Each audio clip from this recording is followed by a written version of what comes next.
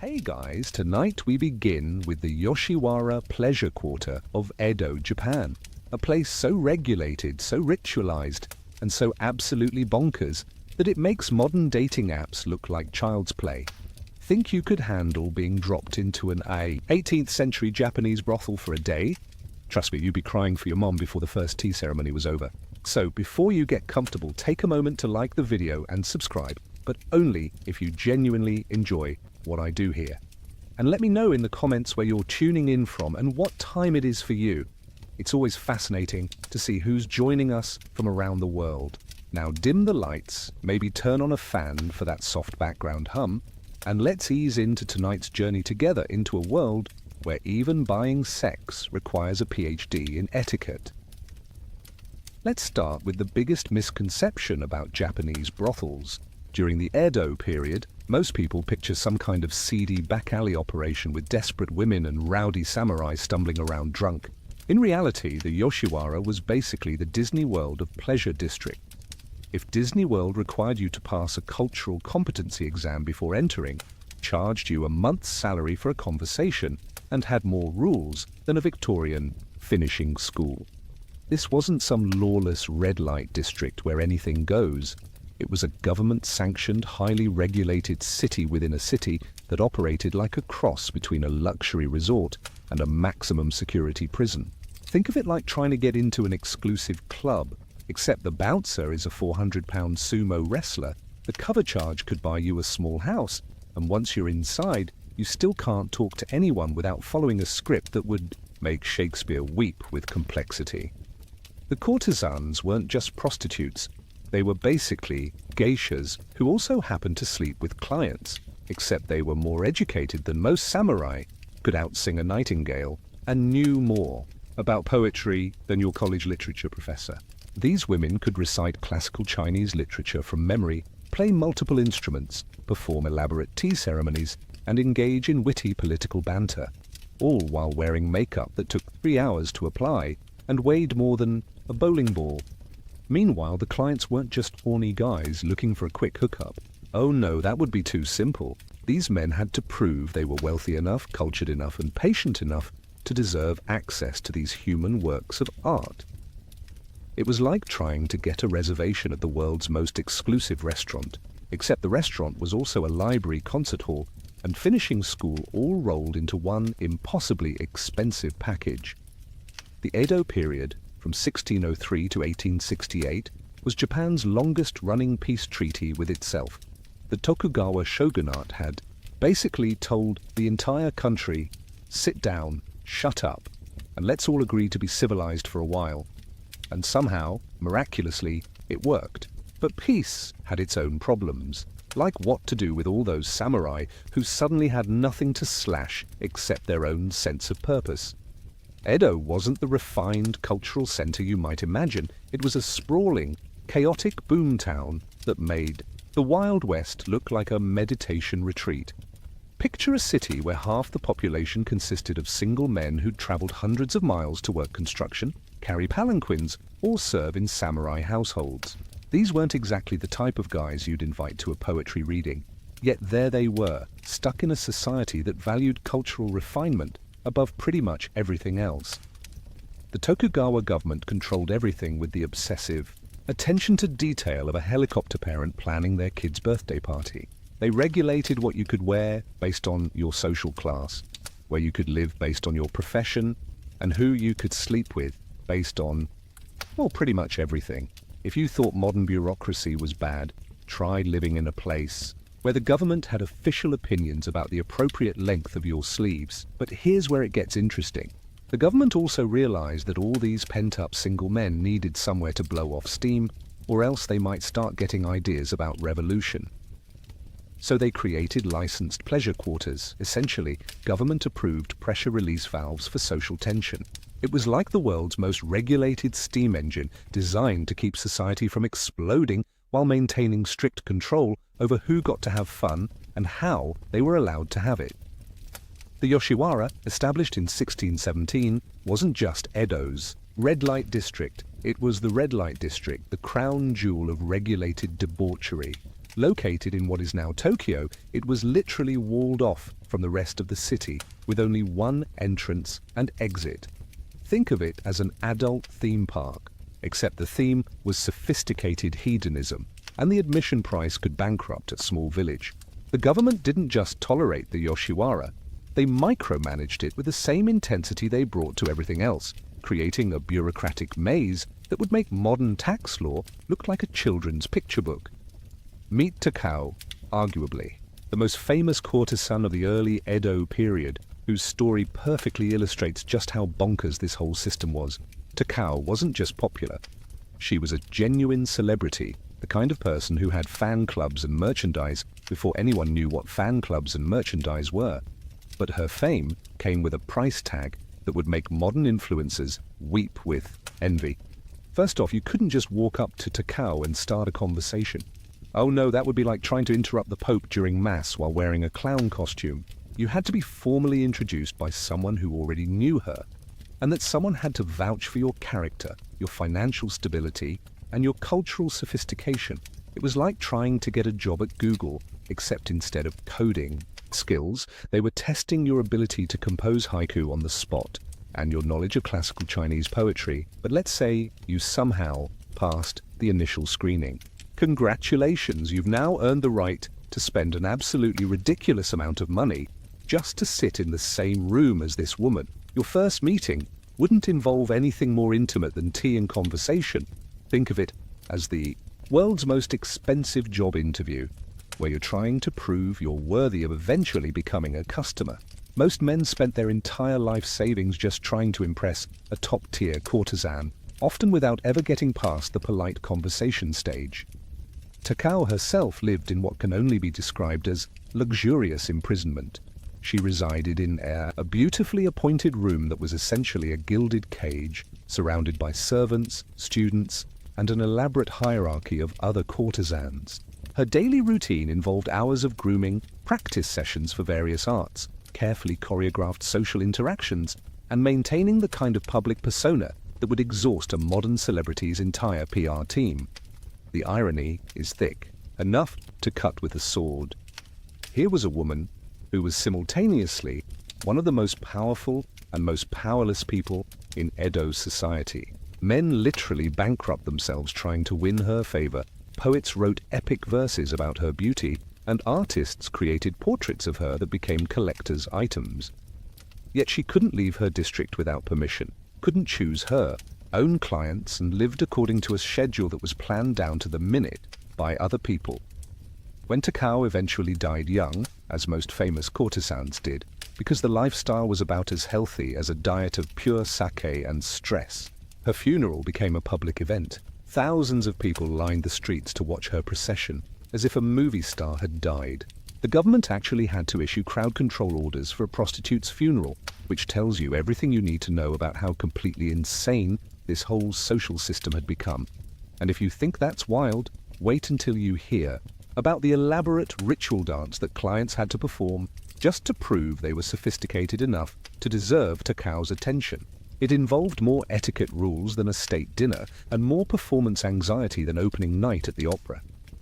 This wasn't just about sex, or even entertainment. The Yoshiwara was a pressure cooker of social expectations, economic desperation, and cultural performance that could destroy lives faster than a samurai could draw his sword.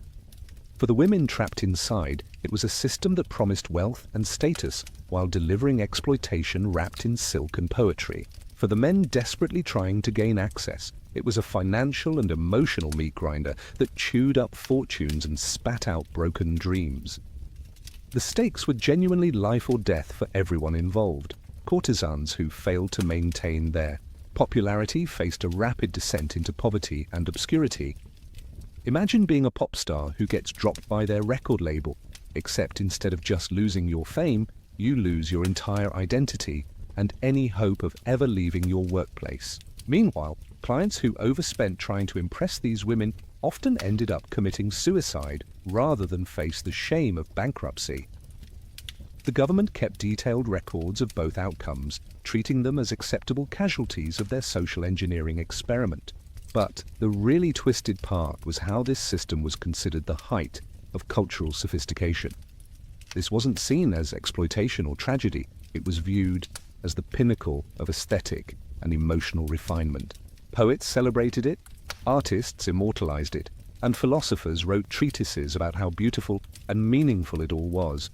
It was like living in a society that treated Russian roulette as the ultimate expression of artistic beauty. The Yoshiwara didn't just affect the people inside its walls, it shaped the entire culture of Edo, Japan. Fashion trends started there, artistic movements were born there, and social customs that would define Japanese culture for centuries were refined there.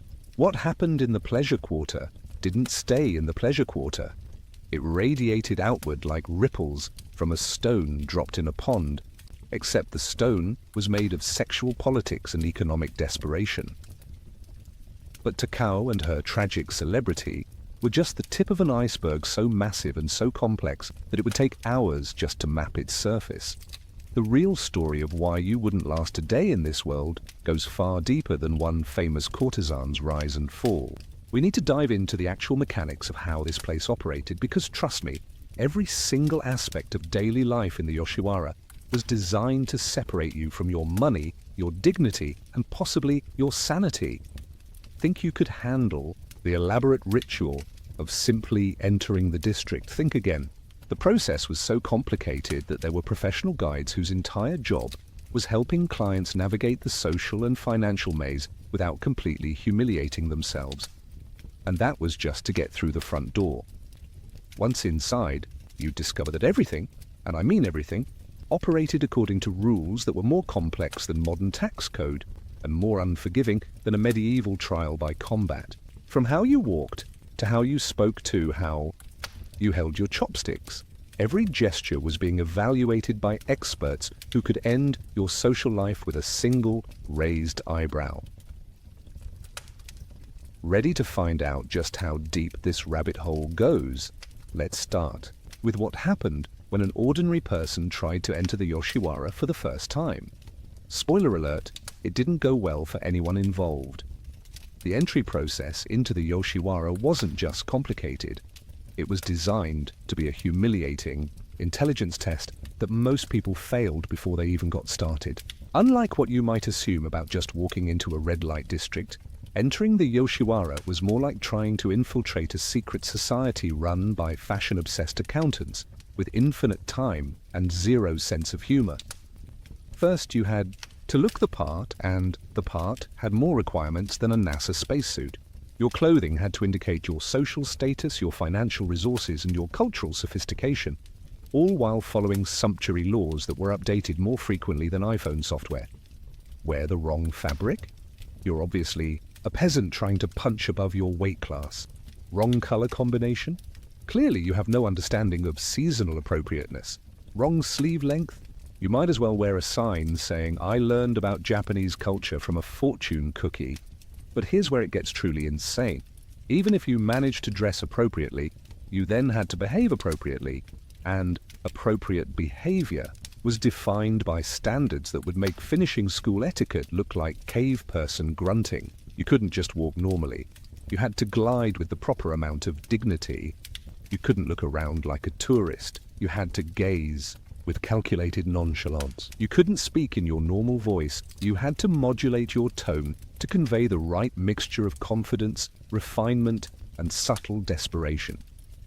The gatekeepers at the Yoshiwara were professional dream crushers who could spot a fake from 50 yards away. These people had spent years studying the subtle art of determining who belonged and who didn't, and they took their job more seriously than border guards during wartime.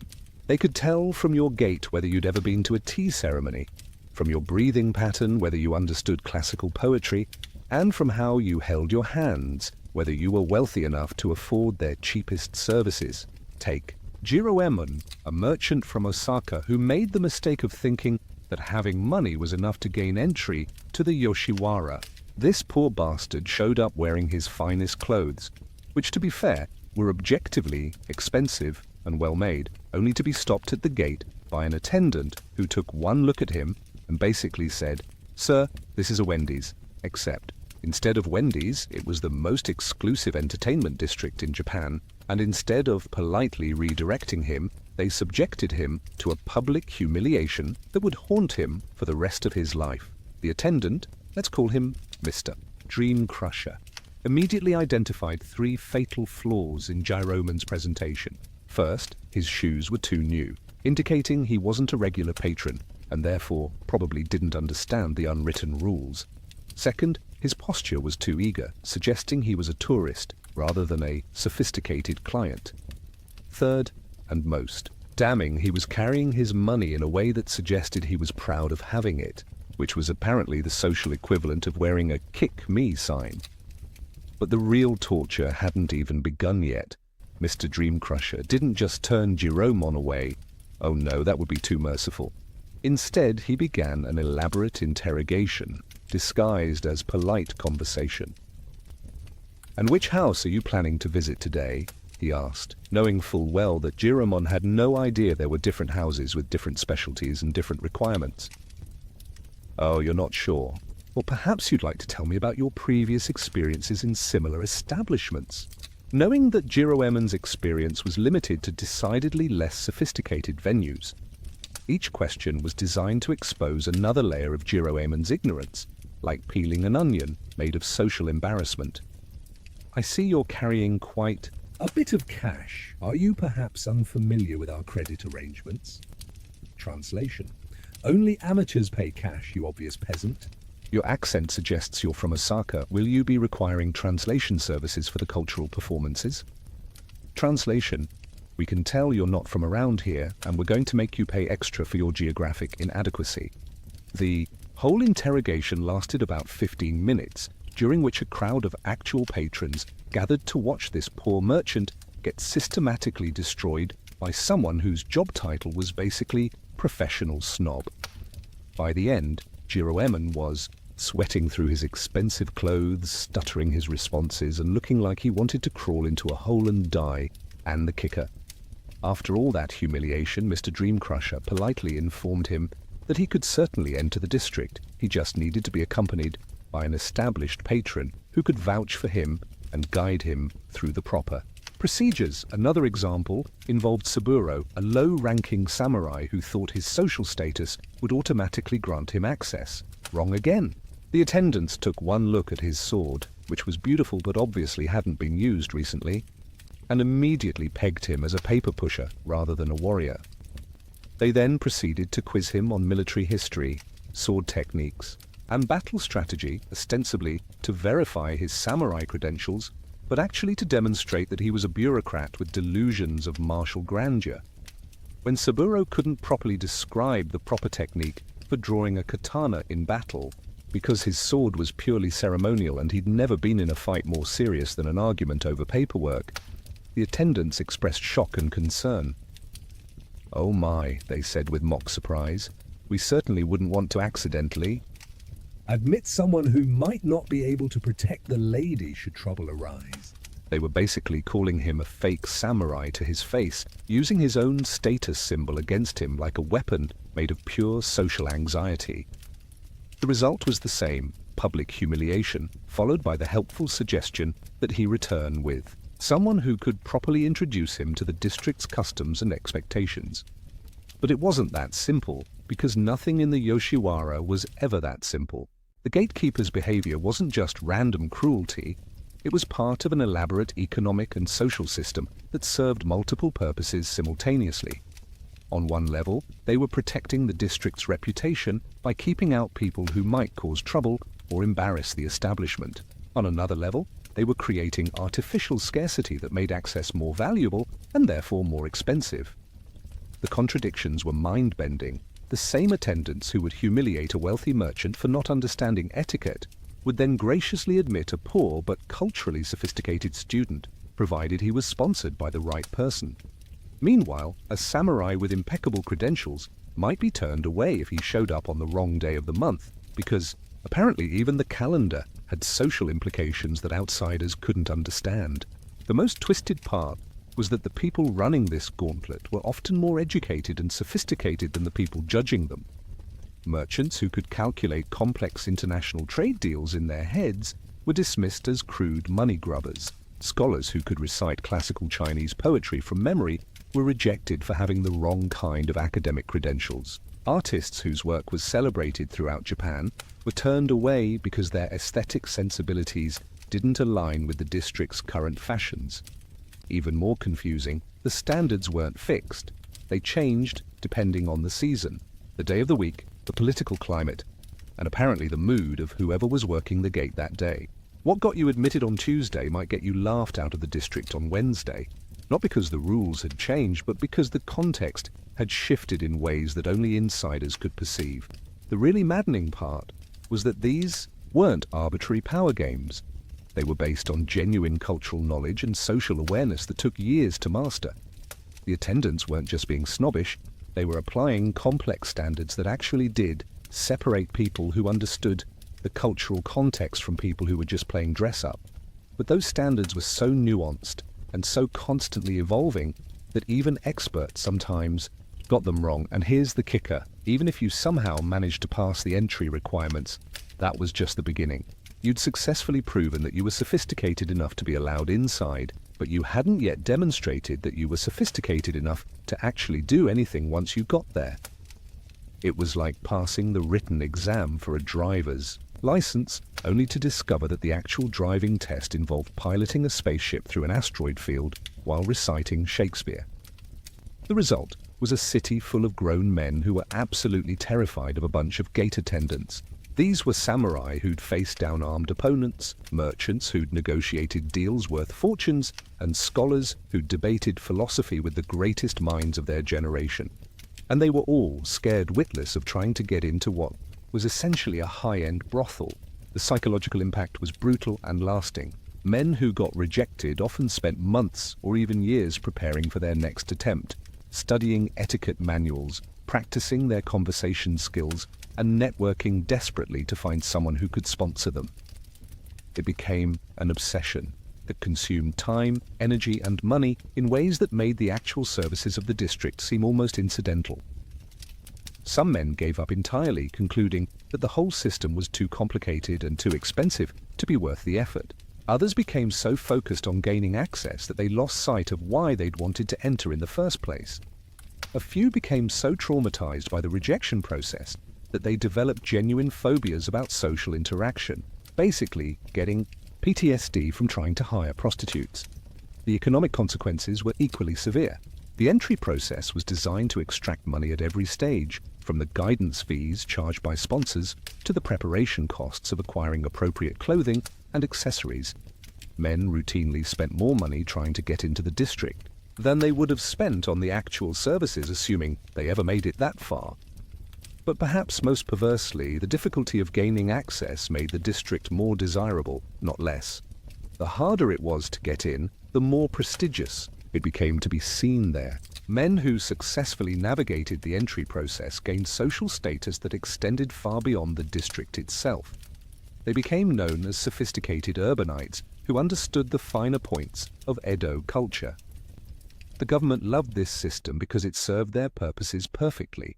It kept the pleasure quarters exclusive and controlled, preventing them from becoming sources of social disorder. It generated enormous tax revenues from the various fees and licenses involved, and it created a complex social hierarchy that kept people focused on competing with each other rather than challenging the political system. The women inside the district had mixed reactions to this elaborate screening process. On one hand, it protected them from the worst kinds of clients, men who were genuinely dangerous or completely clueless about appropriate behavior. On the other hand, it meant that their potential client base was artificially limited to people who were either very wealthy, very well connected, or very persistent. This created its own set of pressures and expectations that were often just as difficult to manage as dealing with problematic customers would have been. Meanwhile, assuming you somehow survived the entry gauntlet and made it inside the district, you'd discover that the real challenges were just beginning. The gatekeepers were merely the first line of defense in a system designed to test your worthiness at every possible opportunity. Inside the Yoshiwara, every interaction was a potential trap, every conversation was a performance, and every gesture was being evaluated by people whose entire livelihood depended on their ability to separate the truly sophisticated from the merely wealthy. What you'd encounter next would make the entry process look like a gentle warm-up exercise, because now you weren't just trying to prove you belonged, you were trying to prove you deserved the attention of women who were trained from childhood to spot weakness, exploit insecurity, and extract maximum value from every social interaction. The first lesson you'd learn is that having money wasn't enough, being well-dressed wasn't enough, and even having the right social connections wasn't enough. You needed something much rarer and much more difficult to fake. Genuine cultural sophistication combined with emotional intelligence, social awareness, and the kind of personal magnetism that couldn't be bought, borrowed, or learned from a book. Ready to find out what happened when ordinary people tried to navigate the actual social dynamics inside the district? Trust me, it makes the entry process look like a children's game. If the entry process was a sophisticated intelligence test designed to crush your spirit, then the internal hierarchy of the Yoshiwara was a full contact PhD program in advanced social engineering, except instead of getting a diploma at the end, you got the privilege of spending your life savings on a conversation with someone who might not even remember your name next week. The Yoshiwara wasn't just one big brothel. It was a complex ecosystem of interconnected establishments, each with its own specialties, clientele, and social positioning. Think of it like a shopping mall, except instead of different stores selling different products, you had different houses selling different levels of cultural sophistication, and the price difference between levels was roughly equivalent to the gap between a sandwich and a luxury car.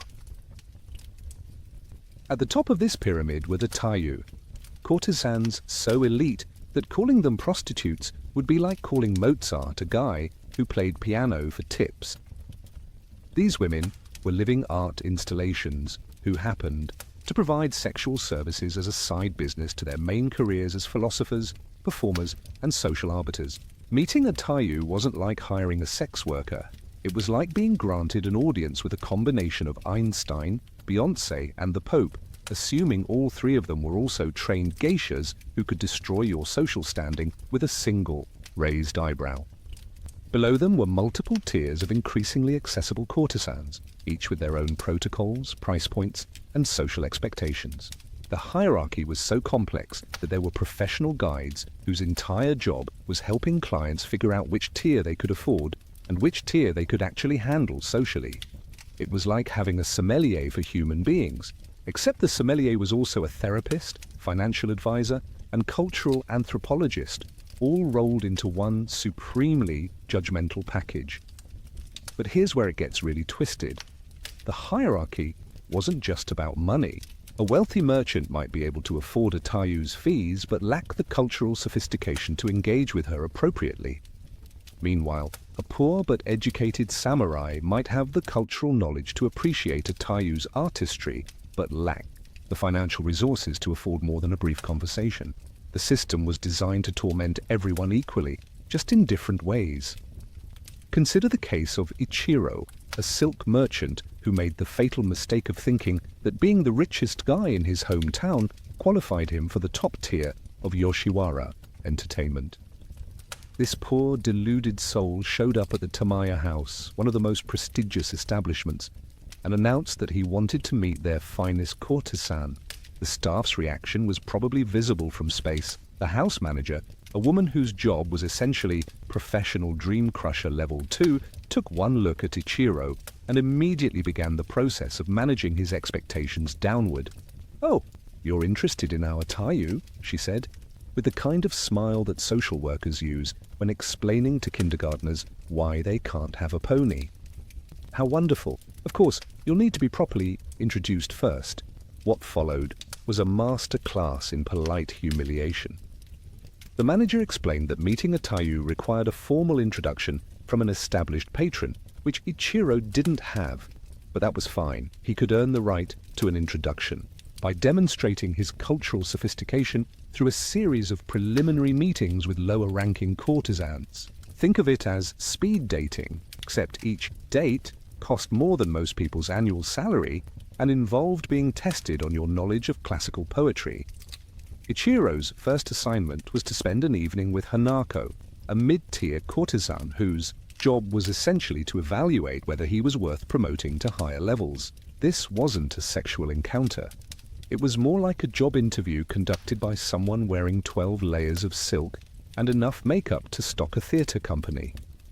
Hanako spent the evening politely testing Ichiro's knowledge of literature, music, current events, and social etiquette, while he sweated through his expensive clothes and tried to remember which fork to use for the ceremonial fruit course.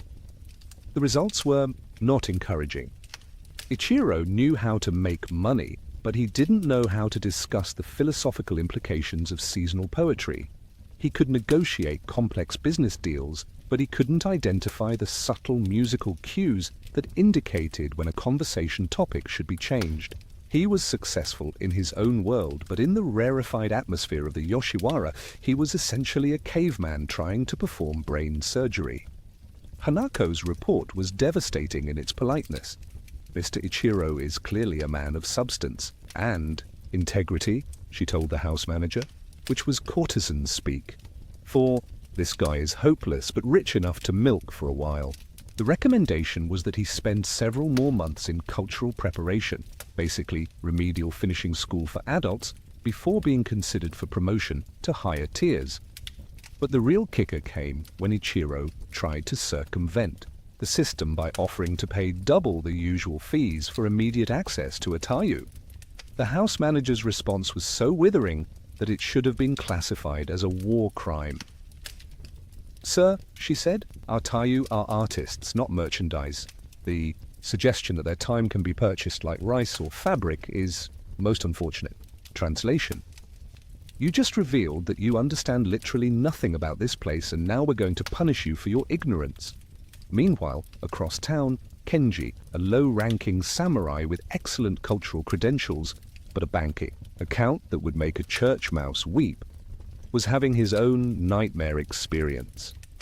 Unlike Ichiro, Kenji understood the cultural aspects perfectly. He could compose poetry on demand, discuss philosophy with genuine insight, and navigate social situations with the grace of a trained diplomat. But he was broke, and in the Yoshiwara, cultural sophistication without financial resources was like having a Ferrari without gas. Kenji's tragedy was that he was good enough to be accepted into high-tier establishments, but too poor to afford anything once he got there. He spent his evenings in the company of courtesans who genuinely enjoyed his conversation and respected his cultural knowledge, but who also understood that he wasn't a viable long-term client. These women would engage him in fascinating discussions about literature and philosophy, treating him as an intellectual equal while simultaneously calculating how to extract maximum value from his limited resources. The psychological torture was exquisite. Kenji was sophisticated enough to appreciate what he was missing, but poor enough to never actually attain it. He became a regular patron of the district's tea houses where he could socialize with courtesans in group settings that were less expensive than private encounters. But these group settings were essentially designed to torment him. He could see, hear, and even converse with women who were completely out of his financial reach, like being invited to a banquet where you're only allowed to smell the food. This wasn't isolated to just a few unlucky individuals. It was the fundamental operating principle of the entire district. The Yoshiwara was designed to create desire while making satisfaction almost impossible to achieve. Every tier of the hierarchy was carefully constructed to make clients feel like they were almost sophisticated enough, almost wealthy enough, almost worthy enough to reach the next level. The pattern was diabolically simple. Identify what each client lacked, then offer to provide it at a price that would stretch their resources to the breaking point. Rich but uncultured will sell you cultural education disguised as entertainment. Sophisticated but poor will let you experience high culture while slowly bleeding you dry. Young and inexperienced will teach you about the world while ensuring you never quite master it. The social factors that created this pattern were complex, but predictable. Edo society was rigidly stratified, but the Yoshiwara was one of the few places where those stratifications could be temporarily suspended for a price. This created a unique social space where merchants could buy aristocratic treatment, samurai could escape the burden of their status, and artists could find patrons who understood their work. But the price of this social flexibility was constant performance anxiety and financial drain. The economic factors were even more calculated. The district operated on a subscription model centuries before anyone knew what subscription models were. Clients weren't just buying individual services. They were buying into a lifestyle, a social identity, and an ongoing relationship that required constant financial maintenance. Like a gym membership, except the gym was made of human beings, and the membership fees could bankrupt entire families. The comparison to other time periods is striking. Medieval European courtly love traditions had similar patterns of unattainable desire, but they were based on romantic idealism rather than commercial exploitation. Chinese literati culture had comparable emphasis on cultural sophistication, but it wasn't monetized to the same ruthless degree.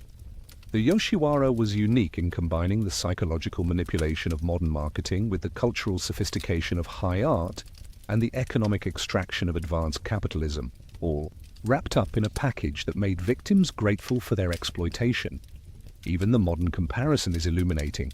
Today's luxury industries use similar tactics, creating artificial scarcity, emphasizing cultural capital over mere wealth, and designing experiences that make customers feel perpetually inadequate. But they're amateurs compared to the Yoshiwara, which turned psychological manipulation into an art form that was literally celebrated in paintings, poetry, and literature.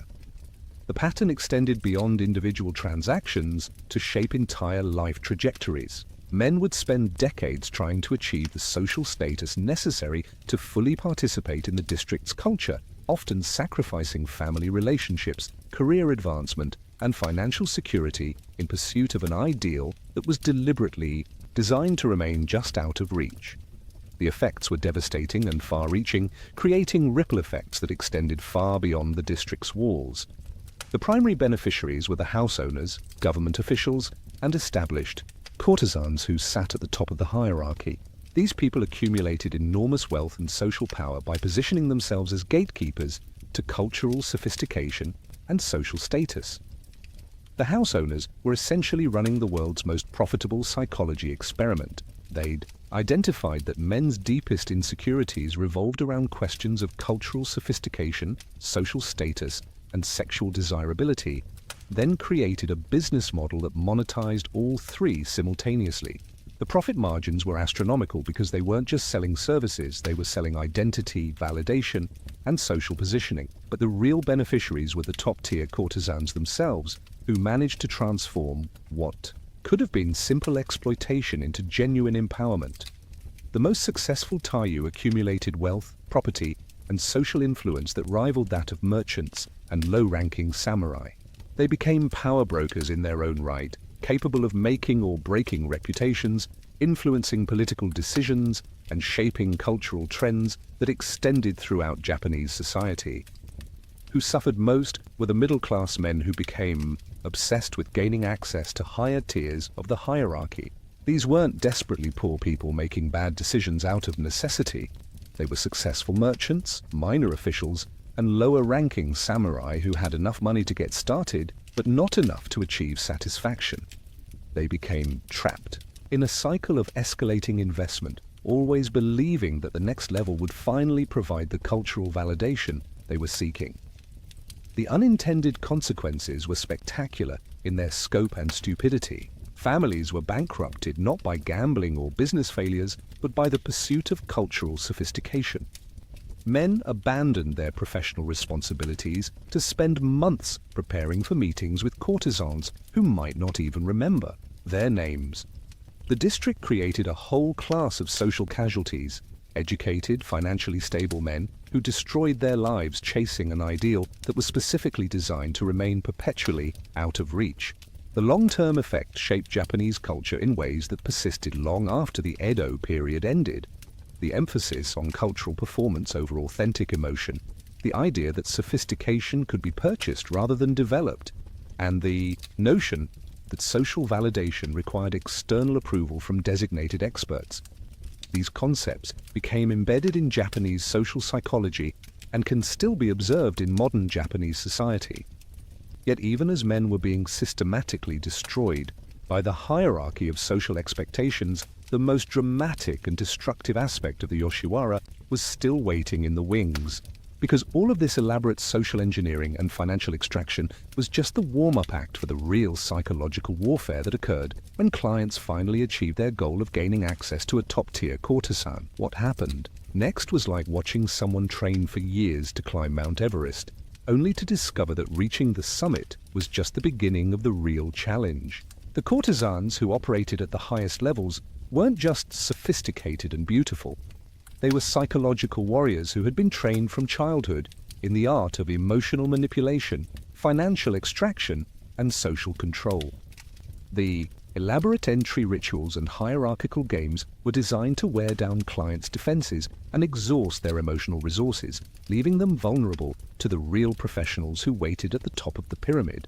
These women didn't just provide entertainment, they provided experiences so intense, so emotionally overwhelming, and so perfectly calibrated to each client's psychological needs that they created a form of addiction that was almost impossible to break.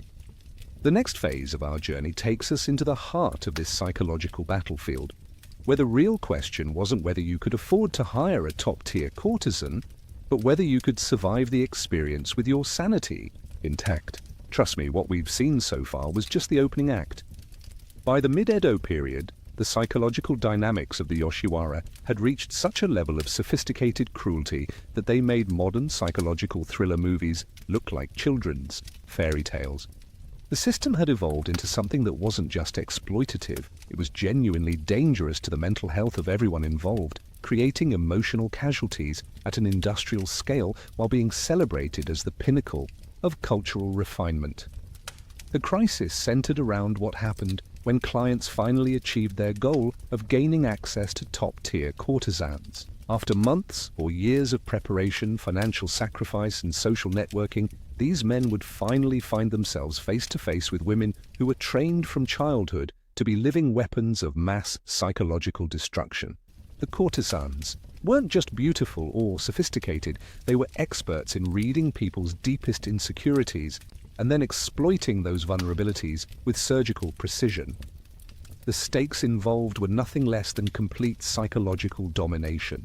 These encounters weren't business transactions or even elaborate seductions. They were psychological battles where one person's livelihood depended on their ability to create emotional dependency in someone whose self-worth depended on remaining in control. It was like watching a chess match between a grandmaster and an amateur, except the chess pieces were made of human emotions, and the loser faced financial ruin and social humiliation. The key players in these dramas were men who had already proven their wealth, sophistication, and social connections, but who were about to discover that none of those qualifications had prepared them for what they were about to experience. These weren't naive country boys stumbling into situations beyond their understanding. They were successful, intelligent, socially aware individuals who thought they understood the rules of the game, only to discover that they'd been playing checkers while their opponents were playing three-dimensional chess with psychological warfare rules. The real tragedy was that both sides were trapped in a system that demanded they destroy each other emotionally in order to survive economically. The courtesans couldn't afford to show genuine emotion or vulnerability because their livelihood depended on maintaining psychological superiority. The clients couldn't afford to admit emotional attachment because it would make them vulnerable to unlimited exploitation. Yet the entire system was designed to create exactly those forbidden emotional states, guaranteeing that everyone involved would be damaged by the process. The case of Matsudaira Nobutaka, a wealthy daimyo's son who thought his aristocratic status would protect him from the psychological warfare of the Yoshiwara, perfectly illustrates just how devastatingly effective these women could be when they set their minds to destroying someone's emotional equilibrium. Nobutaka arrived at the district with every possible advantage. He was wealthy enough to afford any courtesan's fees, sophisticated enough to navigate the cultural requirements, and powerful enough that most people treated him with automatic deference. He'd been educated by the finest tutors, trained in classical arts, and raised to believe that his social position made him inherently superior to merchants and courtesans. He was, in other words, exactly the type of arrogant aristocrat that the Yoshiwara's top courtesans lived to humble. His target was Higurashi, a Taiyu whose reputation for psychological manipulation was legendary even by Yoshiwara standards. This woman didn't just entertain clients, she collected them like trophies, each one representing a different type of victory over male ego and social pretension. She'd broken the spirits of merchants, reduced samurai to tears, and left a trail of emotionally devastated men who spoke about her with the kind of mixture of terror and longing usually reserved for natural disasters. The first meeting was scheduled as a formal tea ceremony, which should have been Nobutaka's element. He'd been performing tea ceremonies since childhood and considered himself an expert. But Higurashi turned the familiar ritual into a psychological examination that would have impressed a modern CIA interrogator. Every gesture, every pause, every subtle inflection of her voice was designed to test his composure and identify his weaknesses. "Your technique suggests training in the Urasenka tradition," she observed casually while preparing the tea, "though I detect some interesting variations." Translation: "I can tell exactly where you were educated, what your social background is, and which aspects of your training were inadequate." Nobutaka felt a small chill of unease, but maintained his composure. But Higurashi was just getting started. She began asking questions that seemed like polite conversation, but were actually designed to probe his deepest insecurities. "I imagine your father must be very proud of your cultural accomplishments," she said, with perfect sincerity, somehow managing to imply that his cultural accomplishments were merely hobbies for a rich boy rather than genuine achievements. "It must be wonderful to have the leisure time to pursue such refined interests." Each comment was like a perfectly placed acupuncture needle, hitting psychological pressure points with surgical precision. She praised his poetry while subtly suggesting it lacked originality. She complimented his musical skills while implying they were technically correct, but emotionally shallow. She admired his knowledge of classical literature while hinting that his understanding was academic rather than intuitive. By the end of the first meeting, Nobutaka was completely off balance. He'd expected to be the dominant figure in the interaction, the wealthy, powerful man being entertained by a woman whose job was to please him. Instead, he found himself desperately trying to prove his worth to someone who seemed to see through every facade he'd ever constructed about himself. But that was just the opening gambit. Over the following weeks, Higurashi began the real psychological assault. She would be available when he least expected it, and unavailable when he most needed to see her. She would shower him with attention that felt completely genuine, then withdraw it for reasons that were never quite explained. She would engage him in conversations that made him feel like the most interesting person in the world, then make casual comments that revealed she'd been having identical conversations with other clients. The breakthrough came during their fifth meeting, when Higurashi did something that was either incredibly cruel or incredibly kind, depending on your perspective. She looked directly into his eyes and said, "You're trying so hard to impress me that you've forgotten to be yourself. Who are you when you're not performing the role of a cultured aristocrat?" The question hit Nobutaka like a physical blow, because it revealed something he'd never admitted to himself. He had no idea who he was beneath all the social roles and cultural performances. His entire identity was constructed around external validation and social positioning. When those supports were removed, there wasn't much left. What followed was a complete emotional breakdown that lasted for several hours. Nobutaka found himself confessing insecurities he'd never acknowledged, fears he'd never spoken aloud, and desires he'd never allowed himself to feel. Higurashi listened with what seemed like genuine compassion, offering comfort and understanding in exactly the moments when he needed it most. But here's where the psychological warfare became truly diabolical. Higurashi's compassion was real, but it was also professional. She genuinely cared about Nobutaka's emotional well-being, but she also understood that his vulnerability was her opportunity to create the kind of emotional dependency that would keep him coming back indefinitely. She was simultaneously his therapist and his tormentor, his confessor and his exploiter. By the end of that evening, Nobutaka was emotionally addicted to a woman who had systematically dismantled his psychological defenses, then rebuilt them in a configuration that made her indispensable to his sense of self-worth. The response to Nobutaka's transformation was swift and devastating on multiple levels. His family noticed the change immediately. He'd gone from being a confident, if somewhat arrogant, young aristocrat to someone who seemed perpetually distracted and emotionally unstable. His father, initially assuming this was just a normal young man's infatuation, became increasingly concerned as Nobutaka began neglecting his duties and spending enormous sums of money on visits to the Yoshiwara. The immediate consequences were financial and social. Nobutaka's obsession with higurashi consumed not just his personal allowance, but began eating into his family's resources as he borrowed money to fund increasingly elaborate gestures designed to win her exclusive attention. He commissioned expensive artwork, hired poets to compose verses in her honor, and purchased gifts that cost more than most families' annual income. But the financial drain was nothing compared to the social fallout. Other courtesans in the district began talking about Nobutaka's obvious infatuation, not out of cruelty, but as a professional matter. His behavior was setting precedents that could affect their own relationships with clients. If one client was willing to spend unlimited amounts and make increasingly desperate gestures, it raised expectations for all clients. Meanwhile, Higurashi found herself in an increasingly complicated position. Her professional success depended on her ability to maintain emotional control over her clients. But Nobutaka's genuine emotional breakdown had triggered something approaching real affection on her part. She was caught between her professional obligations and her personal feelings, a position that was both psychologically exhausting and potentially career-destroying. The political ramifications extended beyond personal relationships.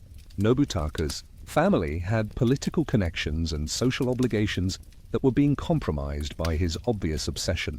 His father began receiving discreet inquiries from other aristocratic families about his son's behavior, and there were hints that the family's social standing was being damaged by association with what was being perceived as scandalous conduct. Though ironic outcomes were spectacular in their perversity. Nobutaka had achieved exactly what he'd set out to accomplish. He'd gained the exclusive attention and apparent affection of one of the most sought-after women in the Yoshiwara. But instead of satisfaction, he'd found a form of emotional torture that was more destructive than any rejection could have been. He'd gotten everything he wanted, only to discover that what he wanted was designed to destroy him. Other clients in the district watched Nobutaka's deterioration with a mixture of fascination and horror. Some saw it as a cautionary tale about the dangers of becoming too emotionally invested in professional relationships. Others saw it as the ultimate validation of the district's cultural sophistication. If the experience was powerful enough to transform an aristocrat, it must be genuinely profound. The long-term effects rippled through the district's culture in unexpected ways. Higurashi's reputation was enhanced by her successful psychological domination of such a high-status client, but other courtesans began questioning whether such complete emotional manipulation was sustainable or ethical. Some began deliberately moderating their psychological techniques, while others doubled down on even more sophisticated forms of emotional control. The government's reaction was typically bureaucratic. They issued new regulations about the financial obligations of aristocratic families and created oversight mechanisms designed to prevent families from being bankrupted by their members' entertainment expenses. But they studiously avoided addressing the psychological aspects of the situation, treating it as a financial management problem rather than a public health crisis. This wasn't just one man's personal tragedy. It was a perfect illustration of how the entire Yoshiwara system had evolved into something that was fundamentally incompatible with human psychological health. The district had created a culture where emotional authenticity was impossible, genuine relationships were prohibited, and psychological manipulation was considered a high art form. What the Nobutaka incident revealed about the system was deeply disturbing. The Yoshiwara wasn't just exploiting people's sexual desires or social ambitions, it was weaponizing basic human needs for connection, understanding, and emotional validation. The courtesans weren't just providing entertainment, they were providing psychological services that should have been offered by therapists, spiritual advisors, or genuine romantic partners. The deeper meaning of these psychological battles extended far beyond individual relationships. They represented a fundamental contradiction in Edo society. A culture that valued emotional restraint and social conformity had created spaces where emotional extremes were not just permitted, but commercialized. The result was a system that promised emotional fulfillment while making genuine emotional satisfaction impossible to achieve. What this revealed about Japanese society was its incredible sophistication in understanding and manipulating human psychology, combined with a disturbing willingness to monetize that understanding regardless of the human cost. The Yoshiwara represented the logical endpoint of treating human relationships as commercial transactions, a place where love, friendship, and emotional support were available for purchase, but only in forms that were guaranteed to create dependency rather than satisfaction. Long-term effects of this psychological warfare model can be seen in Japanese culture's ongoing struggles with emotional authenticity, relationship formation, and the commercialization of human connection. The idea that emotional needs should be met through commercial transactions rather than genuine relationships became embedded in the culture in ways that persist to this day. Why historians still debate the Yoshiwara's legacy is precisely because it represents this fundamental contradiction. It was simultaneously one of the most sophisticated cultural institutions in human history and one of the most systematically destructive approaches to human relationships ever devised. It combined genuine artistic achievement with psychological manipulation in ways that make it impossible to categorize as simply good or evil, progressive or exploitative. Around the main drama of psychological warfare between clients and top-tier courtesans, a fascinating cast of supporting characters kept the entire ecosystem functioning, each playing roles that were simultaneously essential and utterly ridiculous. These people weren't just background players. They were the oil that kept the machine of sophisticated exploitation running smoothly, and their stories revealed just how many people were required to maintain the elaborate fiction that the Yoshiwara was about culture rather than commerce. Meet Yamamoto Kichisaburo, the professional wingman whose entire career was built on knowing exactly how to introduce nervous clients to courtesans without anyone dying of embarrassment. Kichisaburo wasn't just a guide. He was a combination therapist, financial advisor, cultural translator, and social bodyguard rolled into one supremely patient individual. His job was to shepherd wealthy but clueless men through the labyrinth of Yoshiwara etiquette while preventing them from committing social suicide through ignorance or awkwardness. Kichisaburo's daily routine would have exhausted a modern life coach. He'd start each day by reviewing his current clients' psychological profiles, financial situations, and cultural development needs. Then he'd spend hours coaching them on everything from proper posture during tea ceremonies to the subtle art of complimenting a courtesan's poetry without sounding like a desperate amateur. His clients paid him enormous fees for what was essentially emotional support and remedial social skills training, but they needed him because the alternative was public humiliation followed by social exile. The truly tragic part was that Kichisaburo was often more culturally sophisticated than the courtesans he was helping his clients meet. He could compose poetry that would make professional poets weep with envy, discuss philosophy with genuine insight, and navigate complex social situations with the grace of a trained diplomat. But he was trapped in a support role, forever helping other people achieve the cultural recognition that his own social position made impossible for him to attain directly. Then there was Omatsu, the house administrator, whose job was basically chief financial destroyer, disguised as customer service. Omatsu managed the complex financial arrangements that kept the high-end houses profitable while maintaining the fiction that money was never discussed directly. She was the one who figured out exactly how much each client could afford to spend, then designed payment plans that would extract that amount over the longest possible time period. Omatsu's office was essentially a combination bank, therapy center, and collection agency. She'd sit with clients who were desperately trying to figure out how to afford another meeting with their preferred courtesan, offering them credit arrangements that were simultaneously generous and predatory. She'd listen sympathetically to their financial troubles while calculating exactly how to restructure their debts to maximize long-term extraction. She was part loan shark, part financial advisor, and part enabler, all wrapped up in the appearance of a kindly woman who just wanted to help people achieve their dreams. Her psychological insights were genuinely impressive. She could predict, with uncanny accuracy, which clients would become obsessed, which would lose interest, and which would become dangerously unstable. But instead of using this knowledge to help people make better decisions, she used it to optimize their exploitation. She was like a financial therapist whose therapy was designed to make patients need more therapy.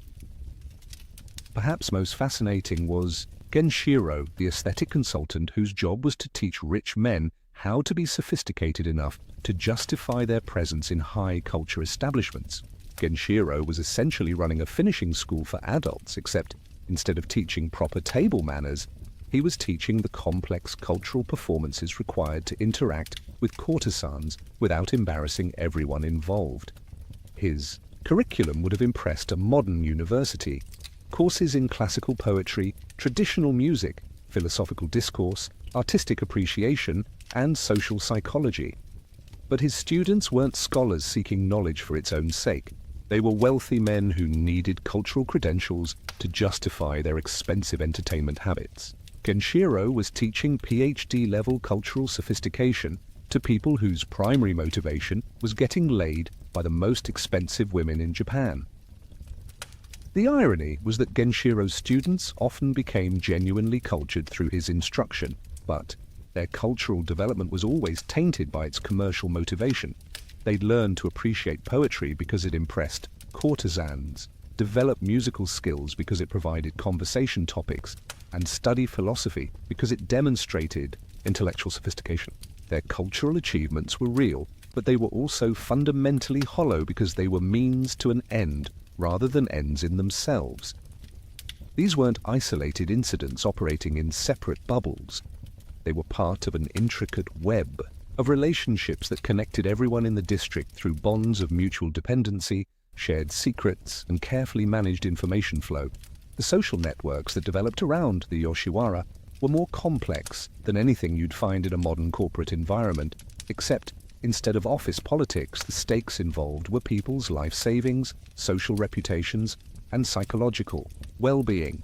The connections between these support professionals created a shadow economy within the already elaborate official economy of the district. Kichisaburo would refer clients to Genshiro for cultural education, taking a commission on the fees while also gaining valuable intelligence about his clients' psychological weaknesses. Genshiro would recommend his successful students to Omatsu for financial services, earning referral fees while also ensuring that his clients could afford to continue their cultural education indefinitely. Meanwhile, Omatsu would share information about clients' financial situations with house managers, helping them optimize their courtesans' emotional manipulation strategies while also ensuring that the houses could extract maximum value from each relationship. The whole system was designed to share information upward while keeping clients isolated from each other, preventing them from comparing notes or recognizing patterns in their treatment. The political networks were even more complex. Many of these support professionals had connections to government officials, merchant guilds, and samurai families that extended far beyond the district itself. These connections allowed them to gather intelligence about clients' backgrounds, family situations, and social vulnerabilities that they could then use to customize their services for maximum effectiveness. For example, Kichisaburo might learn from a government contact that one of his clients was facing pressure from his family to marry and produce an heir. This information would then be shared with the relevant courtesan, who would adjust her emotional manipulation strategy to exploit the client's anxiety about family obligations. Meanwhile, Omatsu would restructure the client's payment schedule to account for the additional expenses of wedding preparations, ensuring that his emotional and financial resources were stretched to the breaking point simultaneously. The unintended consequences of these interconnected relationships were spectacular in their complexity. Information that started as innocent social gossip would be transformed into psychological weapons as it passed through the network. A casual comment about a client's business difficulties would become ammunition for emotional manipulation. And the observation about someone's family relationships would be turned into leverage for financial extraction. But perhaps most perversely, these networks also created genuine friendships and professional relationships that existed alongside the systematic exploitation. Kichisaburo, Genshiro, and Omatsu were colleagues who genuinely respected each other's professional skills and enjoyed each other's company. They'd share meals, discuss their work, and provide mutual support during difficult periods. Yet, they were also collaborating in the systematic psychological and financial destruction of their clients. The most twisted aspect was how the network protected itself by creating genuine value for its members while devastating everyone outside it. The support professionals developed skills, accumulated wealth, and built social connections that enriched their lives considerably. Their work was intellectually stimulating, socially rewarding, and financially lucrative. They were succeeding professionally by helping other people fail personally, and the cognitive dissonance required to maintain this position created its own form of psychological damage. One particular case illustrates the web's complexity perfectly. When a wealthy merchant named Jirocho began showing signs of dangerous obsession with a courtesan named Komachi, the entire support network swung into action. Kichisaburo began subtly encouraging Jirocho's emotional investment while teaching him increasingly expensive ways to express his devotion. Genshiro designed a specialized cultural education program that would keep Jirocho busy and financially committed for months. Omatsu restructured his debts to maximize his available spending, while ensuring he couldn't afford to leave the district. Meanwhile, Komachi's house manager coordinated with all three to ensure that Jirocho's emotional and financial resources were extracted at the optimal rate. The result was a coordinated campaign of psychological manipulation that involved dozens of people working together to destroy one man's life in the most sophisticated and culturally refined way possible. And everyone involved, from the courtesan to the support staff, genuinely believed they were providing valuable services and cultural enrichment. To understand how this elaborate system of exploitation could be celebrated as cultural refinement, you have to understand the daily life and social expectations of Edo Japan, where the line between sophistication and suffering was so thin that most people couldn't tell the difference. This wasn't a society that valued individual happiness or personal fulfillment. It was a culture that prioritized social harmony, cultural achievement, and aesthetic refinement above all else, even when those priorities made people miserable daily. Life for most people in Edo was structured around elaborate social rituals that served to maintain class distinctions and prevent social disorder. Every interaction was governed by complex rules about appropriate behavior, proper language, and suitable topics of conversation. People spent enormous amounts of time and energy learning how to navigate these social requirements, often at the expense of developing genuine personal relationships or pursuing individual interests. The beliefs and attitudes that shaped this culture were fundamentally different from modern Western ideas about individual rights and personal freedom. Edo society believed that personal desires should be subordinated to social obligations, that individual happiness was less important than collective stability, and that cultural refinement was more valuable than material comfort.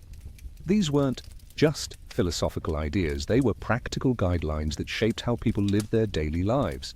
Social structures reinforced these values through rigid hierarchies that determined everything from what people could wear to whom they could marry. The merchant class, despite being wealthy, was considered socially inferior to samurai and farmers. Women had clearly defined roles and limited opportunities for independent action. Artists and intellectuals were respected but economically dependent on patrons who might withdraw support at any time. What was considered normal in this context would seem bizarre to modern observers. It was normal for men to spend years learning the proper way to hold a teacup. It was normal for women to be judged primarily on their ability to perform cultural rituals rather than their intelligence or creativity. It was normal for people to accept psychological manipulation as a form of education and financial exploitation as a path to cultural enlightenment. But what made the Yoshiwara seem exceptional was precisely that it operated according to these normal cultural values, just pushed to their logical extreme. The district didn't represent a departure from Edo society's values. It represented their perfect expression. Here was a place where cultural refinement was the highest priority, where social rituals were performed with absolute precision, where aesthetic achievement was valued above personal comfort, and where individual desires were carefully managed to serve collective stability. The Yoshiwara's claim to cultural legitimacy wasn't fraudulent. It was based on a genuine understanding of what Edo society actually valued. The district really did produce art, poetry, music, and philosophical discourse of the highest quality. It really did provide cultural education and aesthetic experiences that were unavailable elsewhere. The problem was that it achieved these cultural goals through methods that were psychologically destructive and economically exploitative. Modern parallels to these cultural contradictions can be found in any society that claims to value sophistication while tolerating systematic exploitation, or that celebrates cultural achievement while ignoring the human costs of producing it. Perhaps most twisted was how the Yoshiwara's support network had created a system where the people whose job was to help clients navigate the district's complexities were simultaneously the people most invested in ensuring that navigation remained impossible. Kichisaburo, Genshiro, and Omatsu weren't just service providers, they were co-conspirators in maintaining a system that guaranteed their clients would never achieve satisfaction, because satisfied clients would stop paying for services. The contradictions were mind-bending in their complexity. Kichisaburo genuinely wanted his clients to succeed socially and culturally, but his livelihood depended on their continued need for his guidance.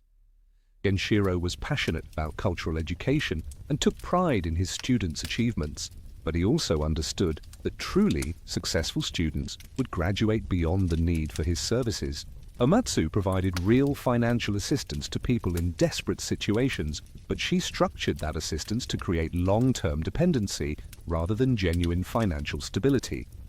The most perverse irony was that these support professionals were often more culturally sophisticated, emotionally intelligent, and psychologically stable than either the clients they served or the courtesans those clients were trying to impress. They'd achieved genuine mastery of the cultural skills that everyone else was desperately trying to acquire, but their social position prevented them from receiving recognition for their achievements. Meanwhile, the clients who were being systematically exploited often achieved genuine cultural development through the process. Men who started as crude merchants or ignorant samurai sometimes emerged as genuinely cultured individuals with deep appreciation for art, literature, and philosophy. But their cultural achievements were forever tainted by the commercial context in which they'd been acquired, and they could never be sure whether their sophistication was real or just another form of performance designed to justify their continued exploitation. The ultimate contradiction was that the Yoshiwara had created a system where everyone involved was simultaneously exploiter and victim, teacher and student, success and failure. The support professionals were trapped in roles that required them to damage people they genuinely cared about. The clients were receiving real cultural education through processes that were designed to exploit them. The courtesans were achieving genuine empowerment through methods that required them to manipulate and control others. Modern parallels to these contradictions can be found in any industry that claims to help people while actually profiting from their continued problems. From certain aspects of the therapy industry to educational institutions that prioritize profit over student success. Everything changed when the economic realities of maintaining the Yoshiwara's elaborate cultural facade began colliding with the harsh mathematical facts of running what was essentially a luxury entertainment complex during increasingly difficult economic times. By the late 1700s, Japan was facing economic pressures that made the district's extravagant pricing structure unsustainable for all but the wealthiest clients, forcing a fundamental transformation in how the entire system operated. The turning point wasn't a single dramatic event. It was more like watching a beautifully constructed house of cards slowly collapse as the table underneath it began to wobble. The Yoshiwara had been built on the assumption that there would always be enough wealthy men willing to spend ridiculous amounts of money on cultural sophistication and sexual entertainment. But economic stagnation, changing social values, and increased government regulation were systematically reducing the pool of potential clients while increasing the costs of operation. The key factors that led to this transformation were brutally simple: fewer customers, higher expenses, and growing competition from less regulated entertainment options. The elaborate support network that had made the district so psychologically effective was also incredibly expensive to maintain. All those cultural consultants, financial advisors, and social coordinators had to be paid, and their salaries were ultimately being funded by client fees that were becoming harder and harder to collect. Meanwhile, the government was facing its own financial pressures and began looking more critically at the tax revenues generated by the district versus the social costs of maintaining it. Officials who had previously celebrated the Yoshiwara as a model of sophisticated social engineering began questioning whether the resources invested in maintaining elaborate pleasure quarters might be better used for more practical purposes, like infrastructure development or military preparedness. But the most significant factor was generational change among potential clients. The younger generation of wealthy merchants and samurai had different values and expectations than their fathers. They'd grown up in a more pragmatic era and were less willing to spend enormous amounts of money on abstract cultural experiences. They wanted more direct value for their entertainment spending and were less impressed by elaborate rituals and psychological manipulation. The district's response to these pressures revealed just how dependent the entire system had become on its reputation for exclusive sophistication. Rather than adapting to changing economic conditions by becoming more accessible or efficient, the houses initially doubled down on exclusivity, raising prices and adding even more elaborate requirements for admission. It was like watching a luxury restaurant respond to declining customers by making the menu more expensive and the dress code more restrictive. This strategy backfired spectacularly, creating a death spiral where higher barriers to entry drove away more potential clients, forcing prices even higher to maintain revenues, which drove away even more clients. The mathematical inevitability of this process was obvious to anyone who understood basic economics, but the cultural investment in maintaining the district's prestige made rational business decisions almost impossible to implement. The transformation process was like watching a precision Swiss watch being disassembled by a bunch of accountants with hammers. Technically necessary, but painful to observe, and ultimately destructive to the thing that had made the mechanism beautiful in the first place. The changes didn't happen overnight, but unfolded over several decades as different stakeholders tried to adapt to new realities while preserving as much as possible of the old system's cultural cachet. Resistance to change came from predictable sources, but the intensity of that resistance was genuinely surprising. The top-tier courtesans fought against any modifications to the traditional system because their entire social position depended on maintaining artificial scarcity and cultural exclusivity. They understood that making their services more accessible would inevitably lead to a reduction in their status and earning potential, so they lobbied house managers, government officials, and wealthy patrons to maintain existing barriers to entry. The house owners were caught in an impossible bind. They needed to increase revenues to maintain profitability, but every obvious method of increasing revenues, lower prices, less restrictive entry requirements, more efficient service delivery, would undermine the cultural positioning that justified their premium pricing in the first place. They were like luxury car manufacturers being asked to compete with economy vehicles while maintaining their premium brand image. Champions of change emerged from unexpected quarters, particularly among the support professionals who had the most detailed understanding of how the system actually operated. Kichisaburo, Genshiro, Omatsu, and their colleagues had been watching clients struggle with the financial and psychological demands of the traditional system, and they'd developed ideas about how to maintain cultural sophistication while making it more accessible to a broader client base. Their proposals were remarkably sophisticated for people who were essentially customer service representatives. They suggested creating tiered service levels that would allow less wealthy clients to experience abbreviated versions of the full courtesan experience. They proposed group entertainment options that would spread the costs of elaborate cultural performances across multiple clients. They even developed ideas for educational programs that would teach clients the necessary cultural skills more efficiently, reducing the time and money required for preparation. But implementing these changes required overcoming resistance from people whose entire identity was invested in the existing system's exclusivity.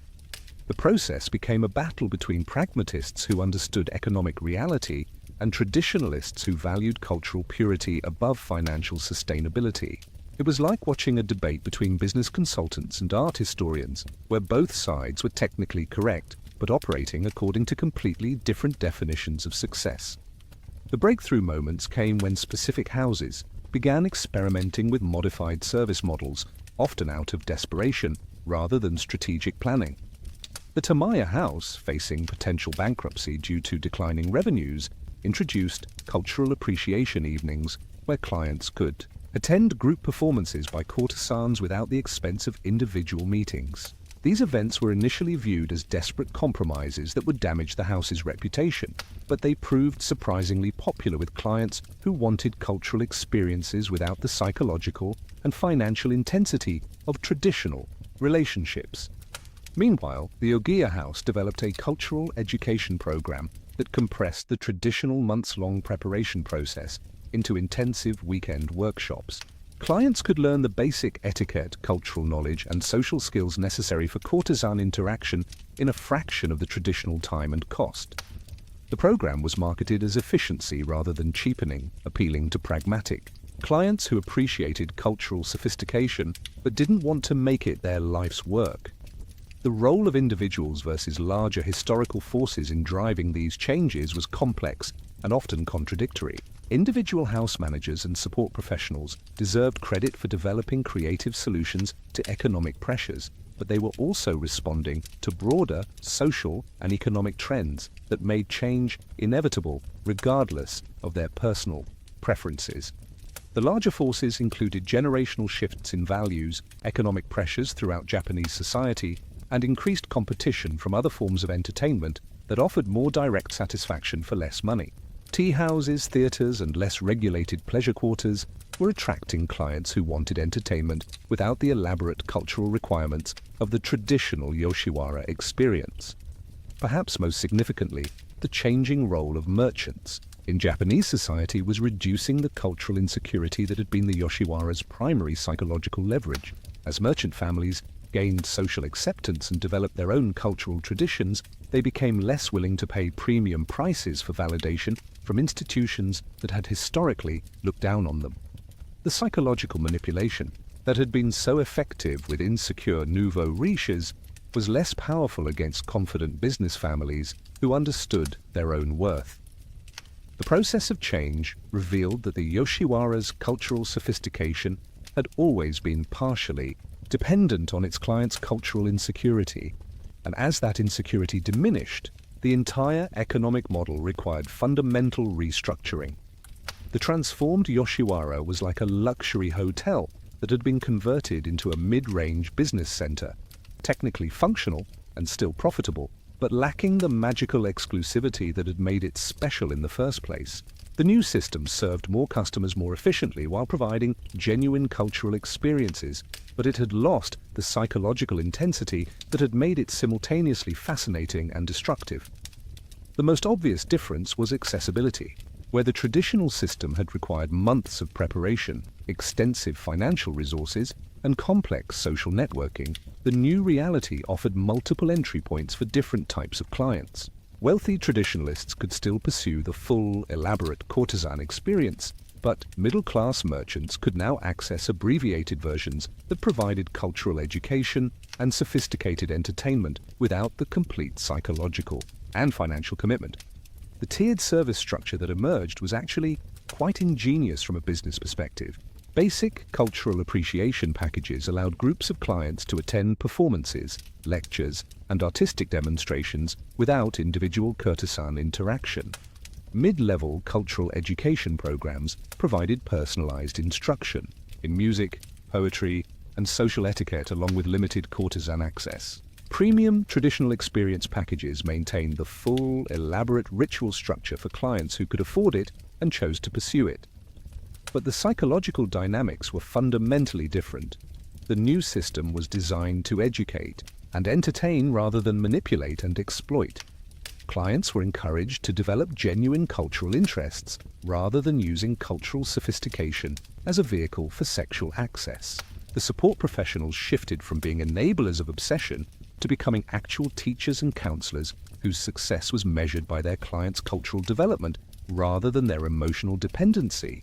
The courtesans themselves had mixed reactions to these changes. Lower-tier women often benefited from increased client volume and more diverse interaction opportunities. They could focus on developing their artistic skills and cultural knowledge without the pressure of maintaining intensive psychological relationships with obsessed clients. Many found this new model more personally satisfying and less emotionally draining. However, the top-tier courtesans lost much of their previous power and exclusivity. The new system reduced their ability to create the kind of psychological dependency that had made them wealthy and influential. Some adapted by repositioning themselves as cultural teachers and artistic performers, while others left the district entirely to pursue marriages or independent artistic careers. What stayed the same was the emphasis on cultural sophistication and aesthetic refinement. The new Yoshiwara was still a place where people could experience high-quality artistic performances, receive instruction in traditional cultural practices, and engage with some of the most educated and accomplished women in Japan. The cultural education was genuine, the artistic performances were excellent, and the social experiences were sophisticated. What changed dramatically was the underlying economic and psychological model. Instead of creating artificial scarcity and emotional dependency, the new system emphasized accessibility and genuine cultural development. Instead of extracting maximum financial and emotional resources from obsessed clients, it sought to provide real value to a broader customer base while maintaining sustainable profit margins. The transformation also eliminated much of the psychological damage that had characterized the traditional system. Clients were no longer encouraged to develop obsessive relationships or spend beyond their means. The support professionals could focus on actually helping people rather than exploiting their vulnerabilities. The courtesans could develop their artistic and intellectual capabilities without having to maintain elaborate emotional manipulations. The new reality was healthier, more sustainable, and arguably more culturally valuable than the traditional system. But it was also less dramatically intense and psychologically compelling. It was the difference between a beautiful but dangerous drug and a beneficial but mundane medicine. Both served human needs, but only one created the kind of stories that people would still be talking about centuries later.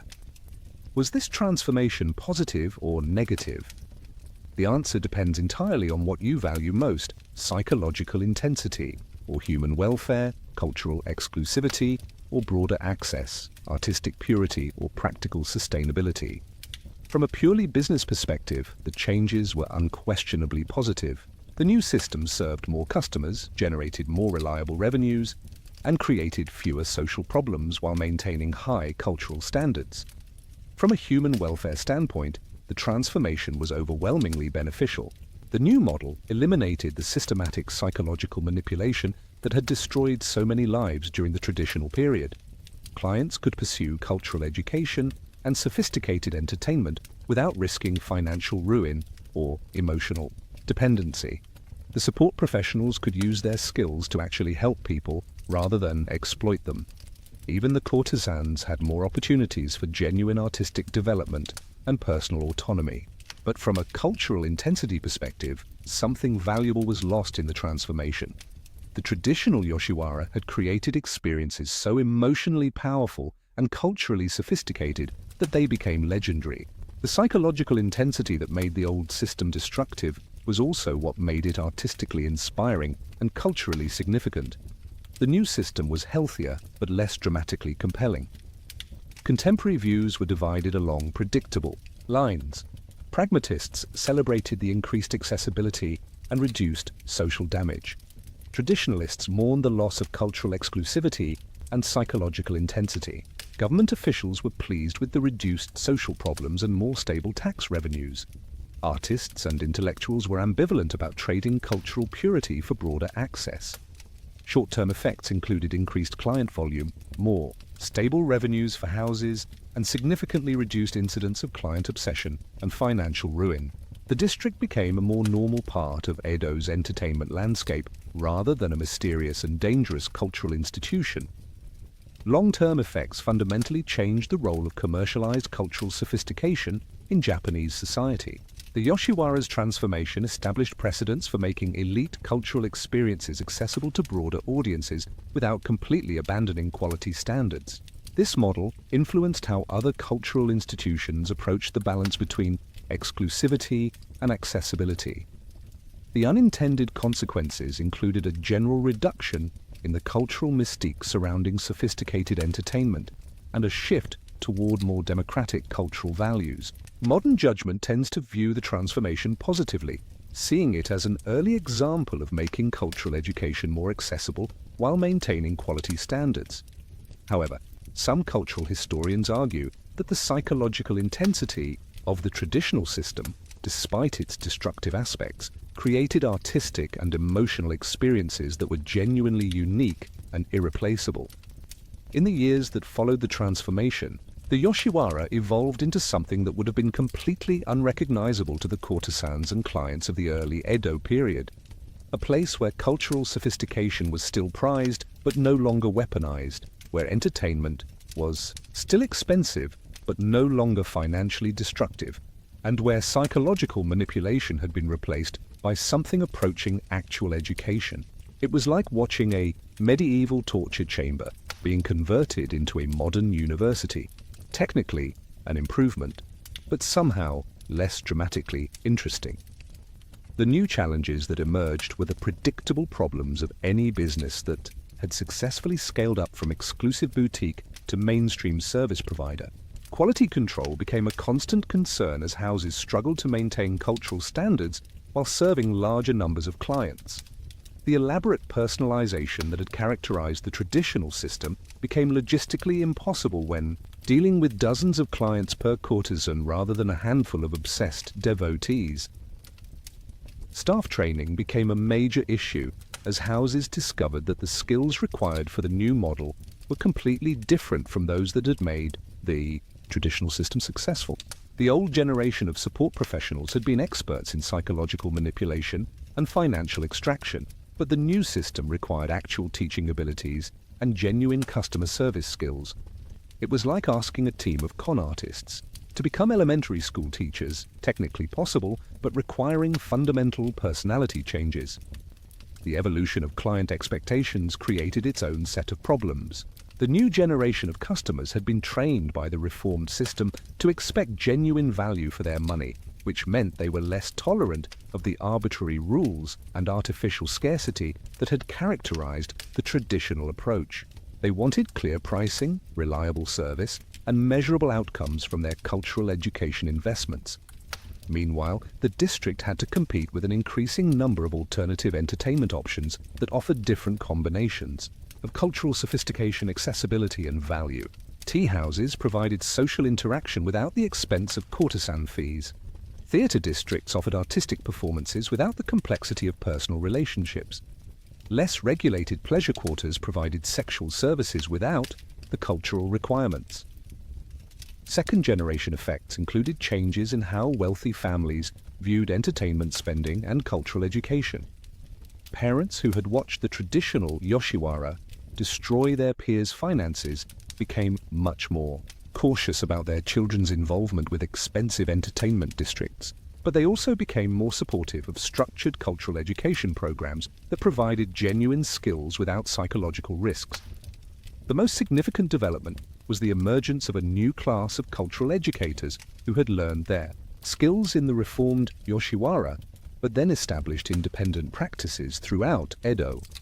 These people provided music lessons, poetry instruction, and social etiquette training to middle-class families who wanted cultural sophistication without the expense and complexity of pleasure quarter involvement. The Yoshiwara had essentially created a new profession and then lost its monopoly on providing those services. The reformed system attracted entirely different types of people than the traditional Yoshiwara had served, creating a new ecosystem of entrepreneurs, educators, and entertainers whose approaches fundamentally changed the district's character. These newcomers brought different skills, values, and business models that reflected broader changes in Japanese society and economics. The most significant new player was Matsumoto Sadayuki, a former merchant who had initially been destroyed by the traditional system, but returned as a house manager with revolutionary ideas about customer service and business efficiency. Sadayuki had spent 3 years being systematically exploited by the old model, losing most of his fortune and nearly suffering a complete psychological breakdown before the system's transformation saved him from total ruin. His approach to running a house was radically different from traditional methods. Instead of creating artificial scarcity and psychological dependency, he focused on providing excellent value and genuine customer satisfaction. His courtesans were trained to be actual teachers and performers rather than emotional manipulators. His pricing was transparent and predictable rather than deliberately confusing and extractive. His staff were evaluated based on client learning outcomes rather than revenue extraction metrics. Sadayuki's innovations included the district's first formal curriculum for cultural education, with clearly defined learning objectives and measurable outcomes. Clients could track their progress in poetry composition, musical performance, and social etiquette through structured programs that provided real skills rather than just expensive experiences. His house became known for producing clients who could successfully participate in high-culture social events throughout Edo, not just within the pleasure quarter itself, but perhaps most importantly, Sadayuki introduced the revolutionary concept of customer feedback and service improvement. Traditional houses had operated on the assumption that clients should be grateful for any attention they received and had no legitimate basis for complaints about service quality. Sadayuki's house actively solicited feedback and used it to improve their programs and training methods. Another key newcomer was Okuni, a former low-tier courtesan who had used the system's transformation as an opportunity to reinvent herself as an independent cultural entrepreneur. Rather than working within the traditional house structure, she established her own salon that provided cultural education and sophisticated entertainment without the sexual services that had historically been central to the pleasure quarter's business model. Okuni's salon attracted clients who were primarily interested in cultural development rather than sexual access. Her programs focused on artistic collaboration, intellectual discussion, and creative expression in ways that had been impossible under the traditional system's emphasis on individual competition for courtesan attention. Clients worked together on group poetry projects, collaborated on musical performances, and engaged in philosophical debates that were valued for their own sake rather than as methods of impressing individual courtesans. Her approach differed dramatically from traditional courtesans because she positioned herself as a facilitator and teacher rather than an object of desire and competition. Her success demonstrated that there was significant demand for sophisticated cultural experiences that weren't based on sexual tension and emotional manipulation. The contributions of these new players extended far beyond their individual businesses. They established precedents for treating clients as students rather than victims, for providing genuine value rather than extractive experiences, and for using cultural sophistication as a tool for personal development rather than social positioning. Their business models influenced how other entertainment districts operated and helped establish new standards for what constituted legitimate cultural education versus sophisticated exploitation. These newcomers also served as bridges between the pleasure quarter and mainstream Edo society, helping to normalize cultural education and reduce the social stigma associated with seeking sophisticated entertainment outside traditional family and class structures. But some fundamental problems persisted despite the systemic transformation, revealing that certain aspects of commercializing human relationships and cultural experiences were inherently problematic, regardless of how ethically they were managed. These continuing challenges exposed the limitations of reform-based solutions to problems that might have been structural rather than merely procedural. The most persistent issue was the commodification of intimacy and cultural authenticity.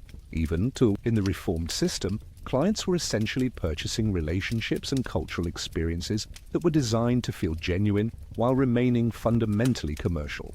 The new model was more honest about these transactions, but it couldn't eliminate the underlying weirdness of buying friendship, artistic appreciation, and intellectual stimulation from people whose livelihood depended on providing those experiences. Clients in the new system still struggled with questions about the authenticity of their relationships with courtesans and cultural instructors. Were the women genuinely interested in their artistic development, or were they just doing their jobs? Did their praise and encouragement reflect real assessment of progress, or were they motivated by the need to maintain customer satisfaction? These questions were less urgent than the psychological manipulation issues of the traditional system, but they remained sources of anxiety and confusion. Meanwhile, the courtesans faced their own version of these authenticity problems.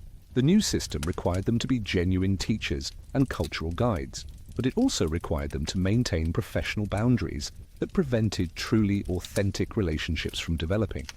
They had to care about their clients' progress. Without becoming personally invested in their lives, they had to provide emotional support without developing emotional attachments. They had to maintain enthusiasm for their work without becoming cynical about the commercial nature of their relationships. The economic pressures that had driven the original transformation continued to create new challenges as Japanese society evolved. Competition from alternative entertainment options intensified as other districts adopted the Yoshiwara's reformed practices. Government regulation increased as officials became more concerned about the social implications of commercialized cultural education. Client expectations continued to evolve as people became more sophisticated about distinguishing between genuine and performative cultural experiences. New versions of old problems emerged as the system adapted to changing circumstances. Instead of clients becoming obsessed with individual courtesans, some developed unhealthy dependencies on the cultural validation provided by the district as a whole. Instead of houses competing through psychological manipulation, they began competing through increasingly elaborate and expensive cultural programs that recreated some of the financial pressures the reforms had been designed to eliminate.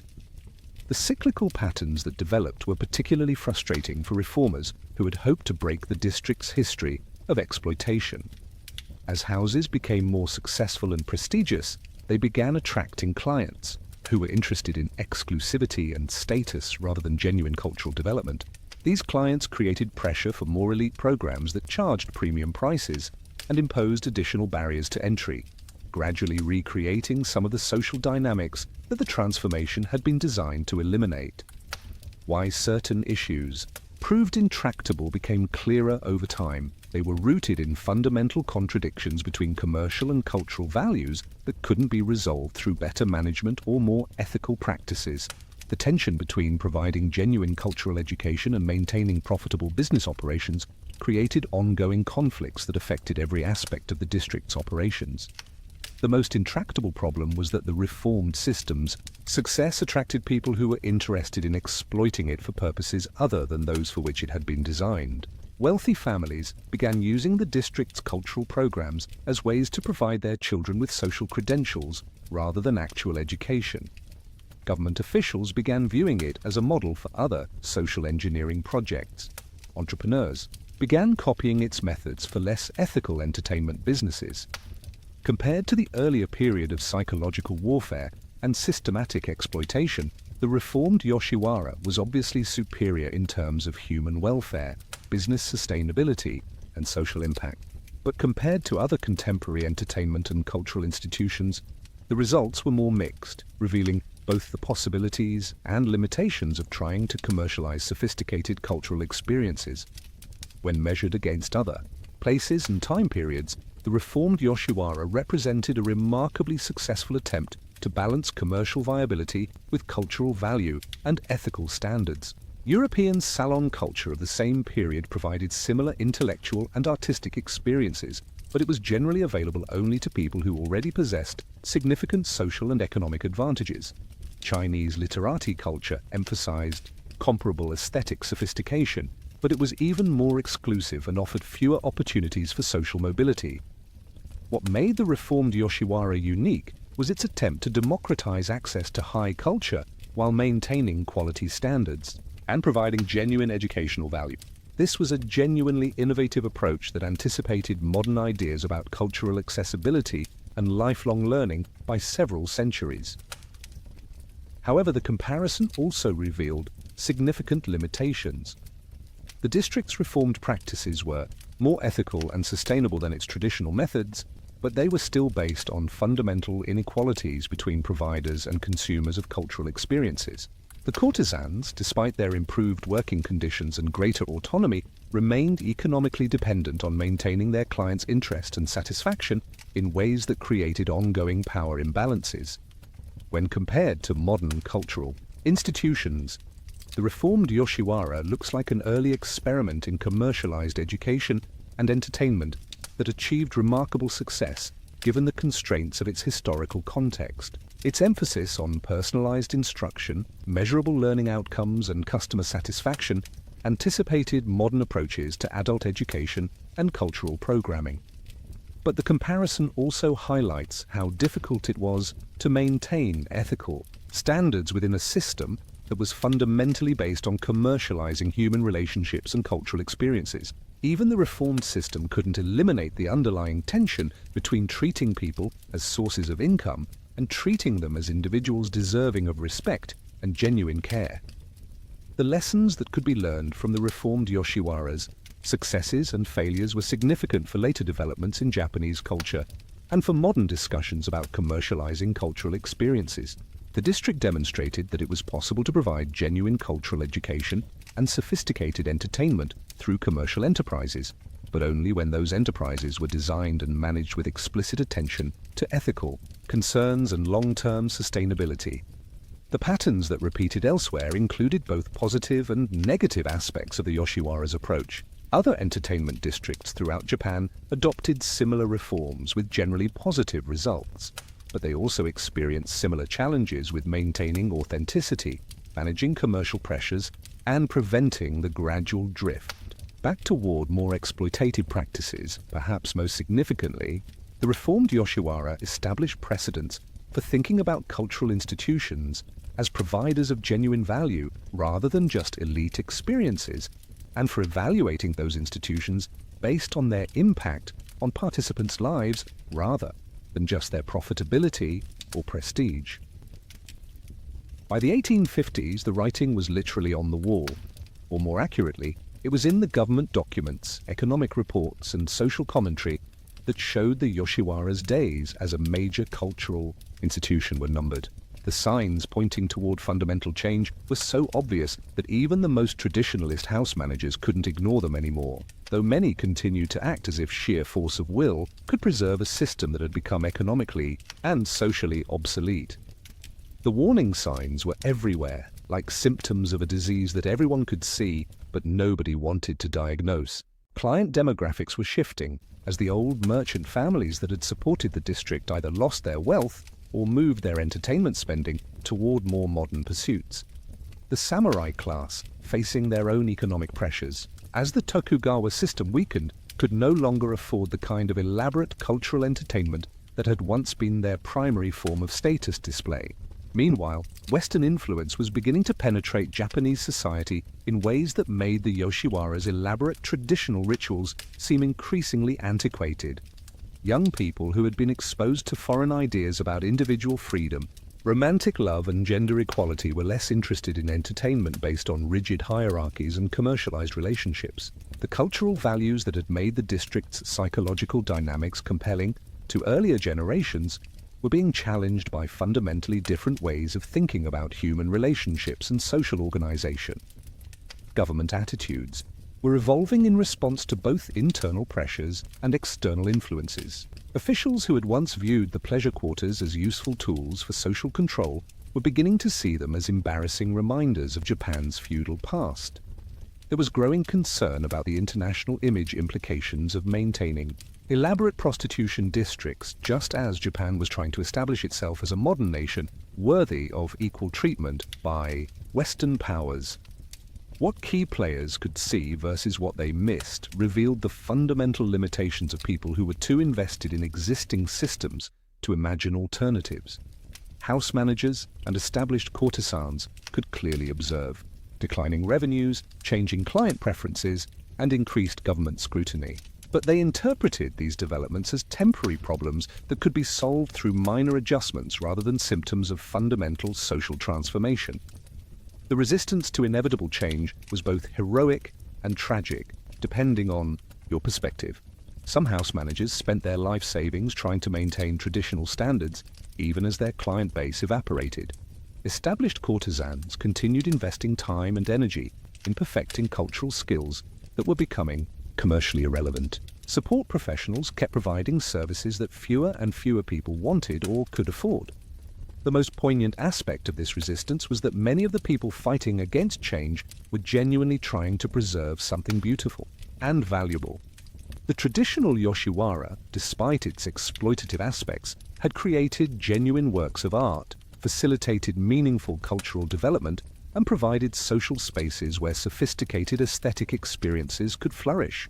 Watching it disappear felt like watching a library burn down, even for people who understood that the building had become structurally unsound.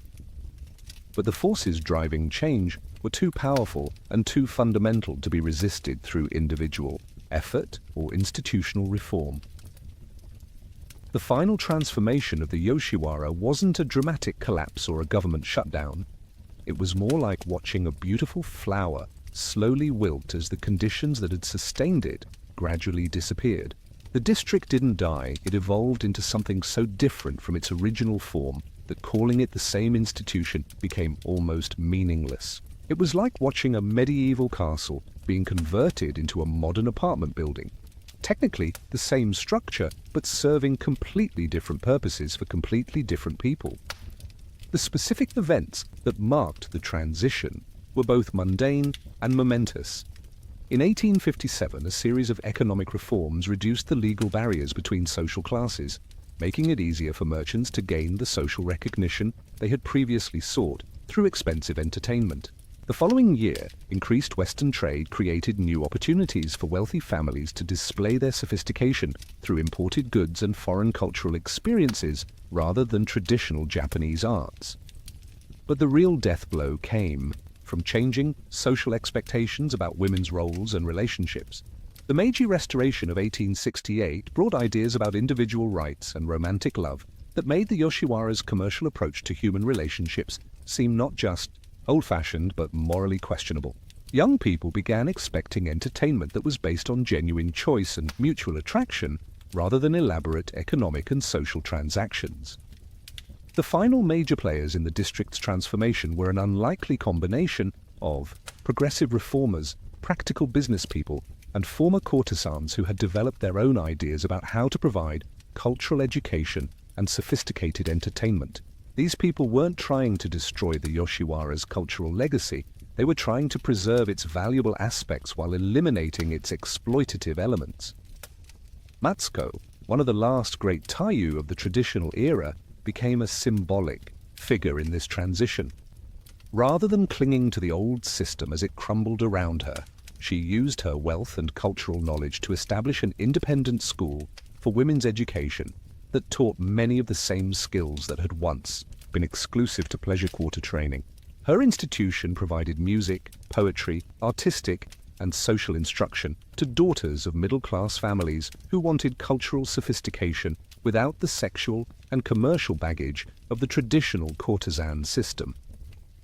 The last attempts to preserve the traditional system were both touching and futile. The Tamiya House, which had been one of the most prestigious establishments during the classical period, tried to maintain its elaborate rituals and high cultural standards, even as its client base dwindled to a handful of elderly traditionalists. The house manager continued to employ full staffs of cultural instructors, maintained expensive artistic collections, and insisted on the complex entry requirements that had once made the establishment exclusive. But by the 1870s, these efforts had become essentially theatrical, performances of a cultural tradition for an audience that no longer existed. The elaborate tea ceremonies were still perfect, the poetry competitions were still sophisticated, and the musical performances were still beautiful, but they were taking place in empty rooms for clients who could no longer afford to participate, and young people who no longer wanted to. The dramatic final moments came not with grand speeches or formal ceremonies, but with quiet administrative decisions and gradual staff reductions. Houses began converting their elaborate courtesan quarters into more conventional boarding houses or restaurants. Cultural instructors found new employment in schools and private academies. Former courtesans married, moved away, or established independent businesses that used their skills in less traditional contexts. The symbolic endpoints were almost anticlimactic. The last traditional tea ceremony at the Tamaya House was held in 1872, attended by 3 elderly clients and a handful of staff members who understood they were witnessing the conclusion of a cultural era. The final courtesan to maintain the full traditional training and lifestyle retired in 1875, not because she was forced out, but because there was no longer enough demand for her services to make the elaborate requirements financially viable.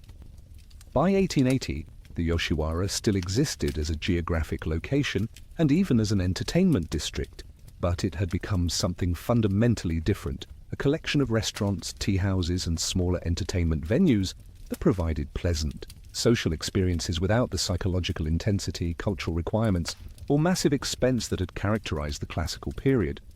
The death of the traditional Yoshiwara wasn't caused by any single factor, but rather by the convergence of multiple historical forces that made its particular combination of cultural sophistication and systematic exploitation unsustainable in a rapidly modernizing society. The analysis of what killed this centuries-old institution reveals as much about the nature of social change as it does about the specific circumstances of 19th century Japan. Internal problems had been accumulating for decades before external pressures delivered the final blow. The economic model that supported elaborate cultural entertainment was fundamentally dependent on a stable hierarchy of wealthy clients who derived social status from conspicuous cultural consumption. But Japan's economic development was creating new sources of wealth and new ways of displaying sophistication that made the pleasure quarters offerings seem expensive and inefficient rather than exclusive and prestigious. The psychological dynamics that had made the traditional system so compelling were also becoming problematic as social values evolved. The elaborate emotional manipulation and financial extraction that had characterized client relationships were increasingly seen as exploitative rather than sophisticated. Clients who might have once competed desperately for courtesan attention were developing different ideas about what constituted healthy relationships and appropriate entertainment. External pressures accelerated changes that were already underway. Internally, Western influence introduced concepts of individual rights, romantic love, and gender equality that were fundamentally incompatible with the pleasure quarters' hierarchical and commercial approach to human relationships. These weren't just abstract philosophical ideas, they translated into practical expectations about how people should treat each other and what kinds of experiences were worth paying for. The role of individuals versus historical forces in the district's decline was complex and often contradictory. Individual reformers, entrepreneurs, and social critics certainly contributed to changing attitudes about the pleasure quarters, but they were working within a context of broader social transformation that made their efforts possible and effective.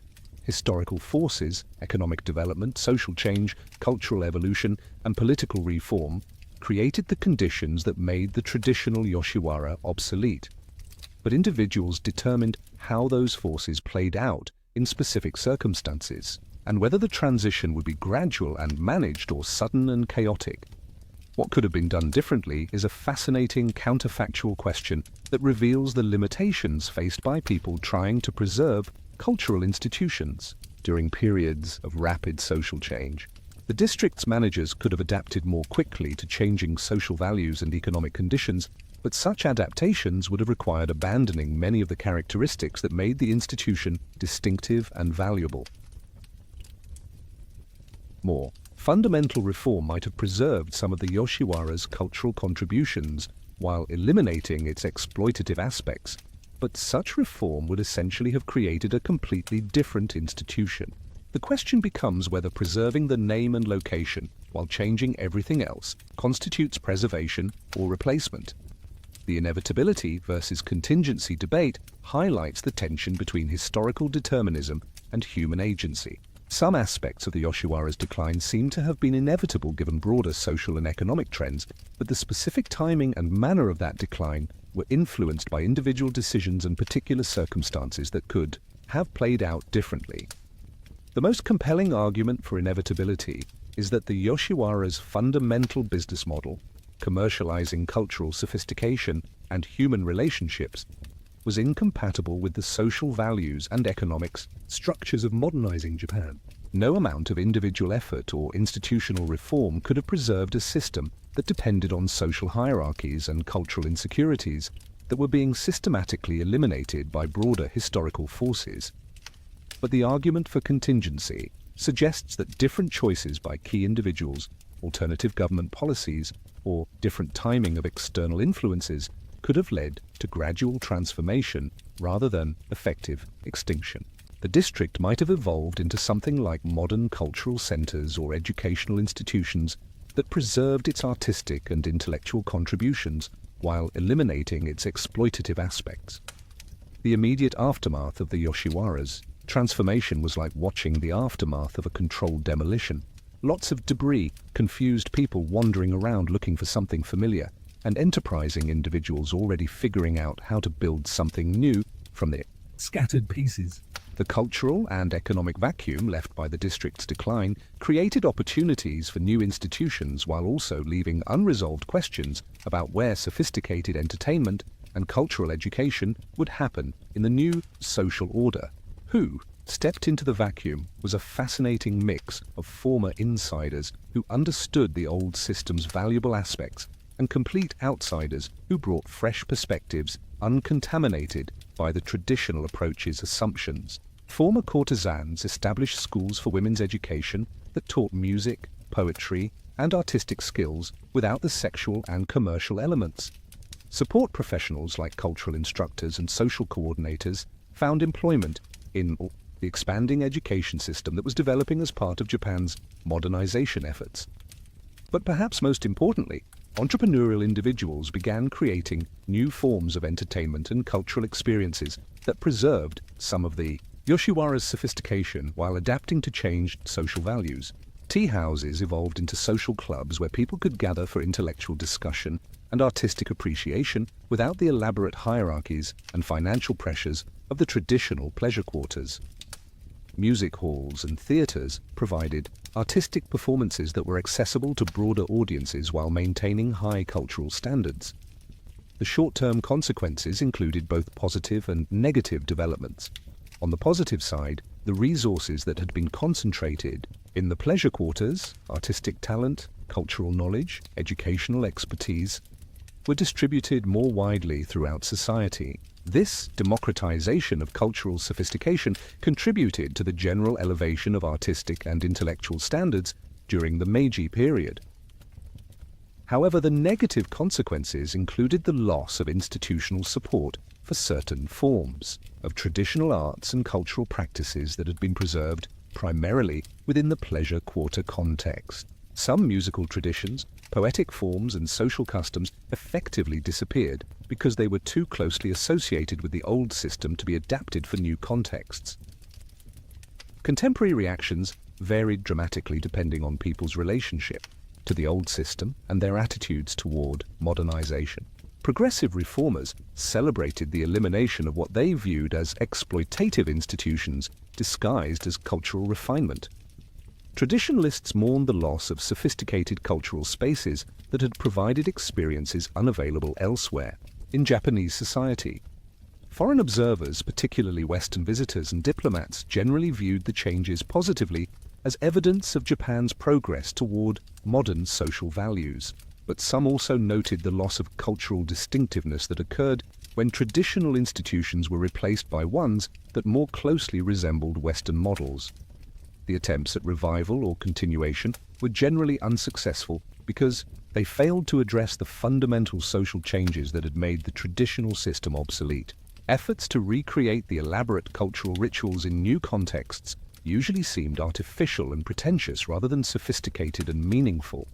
The psychological dynamics that had made the traditional system compelling could not be artificially recreated once the social conditions that had supported them no longer existed. Most significantly, the immediate legacy established patterns for how traditional cultural institutions would be adapted or replaced during Japan's broader modernization process, creating precedents that influenced developments in many other areas of Japanese society. The legacy of the Yoshiwara's rise and fall shaped Japanese cultural development in ways that extended far beyond entertainment and created patterns that influenced how the country approached modernization, cultural preservation, and social change for generations to come. The district's impact wasn't limited to its direct participants. It established precedents and created cultural DNA that became embedded in Japanese society's approach to balancing tradition with innovation, exclusivity with accessibility, and commercial interests with cultural values. The most significant influence was on how later generations viewed the relationship between cultural sophistication and commercial enterprise. The Yoshiwara had demonstrated both the possibilities and the dangers of commercializing high culture, creating a template that influenced everything from modern entertainment industries to educational institutions. The idea that cultural experiences could be packaged, marketed, and sold while maintaining their artistic integrity became a foundational concept in Japanese approaches to cultural industries. But the district also established cautionary examples about the psychological and social costs of treating human relationships as commercial transactions. The devastating effects of systematic emotional manipulation disguised as cultural education created lasting wariness about institutions that claimed to provide personal development through commercial services. This skepticism influenced how Japanese society regulated and evaluated entertainment businesses, educational programs, and therapeutic services well into the modern era. The specific influences on later developments can be traced through multiple channels. The educational reforms of the Meiji period incorporated lessons learned from observing how the pleasure quarters had successfully taught complex cultural skills to adult learners, but they deliberately avoided the psychological manipulation techniques that had made that education effective but destructive. Modern Japanese approaches to aesthetic education, in everything from flower arranging to martial arts, reflect this balance between rigorous cultural training and ethical responsibility. Meanwhile, the entertainment industry inherited both positive and negative aspects of the Yoshiwara's legacy. The emphasis on cultural sophistication, artistic excellence, and personalized service became defining characteristics of Japanese hospitality and entertainment. But the industry also had to navigate ongoing concerns about exploitation, emotional manipulation, and the commodification of human relationships that traced directly back to the pleasure quarter experience. How later generations viewed the Yoshiwara revealed evolving attitudes about gender, sexuality, and social hierarchy that reflected broader cultural changes. During the early modern period, the district was often romanticized as a lost golden age of cultural sophistication and aesthetic refinement. By the mid-20th century, feminist and social critics had reframed it as an example of systematic exploitation disguised as cultural achievement. But the myths versus realities that developed around the Yoshiwara were more complex than simple romanticization or condemnation.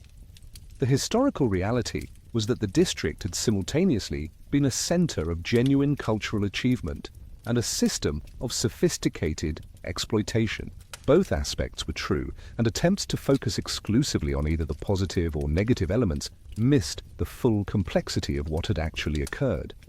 The cultural memory of the Yoshiwara became a kind of Rorschach test for Japanese attitudes about their own history and values. People who emphasized economic development and modernization tended to view the district as an example of backward social practices that had rightly been abandoned. Those who worried about the loss of traditional culture saw it as representing aesthetic and spiritual values that had been sacrificed for material progress. Why the Yoshiwara remained important to cultural memory even as its actual practices became historically obsolete, was partly because it represented fundamental questions about human nature and social organization that every society has to address. How do you balance individual desires with social stability? How do you maintain cultural standards while providing broad access? How do you commercialize human services without dehumanizing the people who provide them? The pleasure quarters had grappled with these questions in extreme form, making their successes and failures relevant to much broader social issues. The district's legacy also remained influential because it had produced genuine works of art, literature, and cultural innovation that continued to be valued independently of their original context. The poetry, music, visual arts, and social customs that had developed within the pleasure quarter ecosystem became part of Japan's cultural heritage in ways that transcended their commercial origins. Today, we can see echoes of the Yoshiwaras, dynamics playing out across multiple aspects of modern life in ways that are both enlightening and disturbing.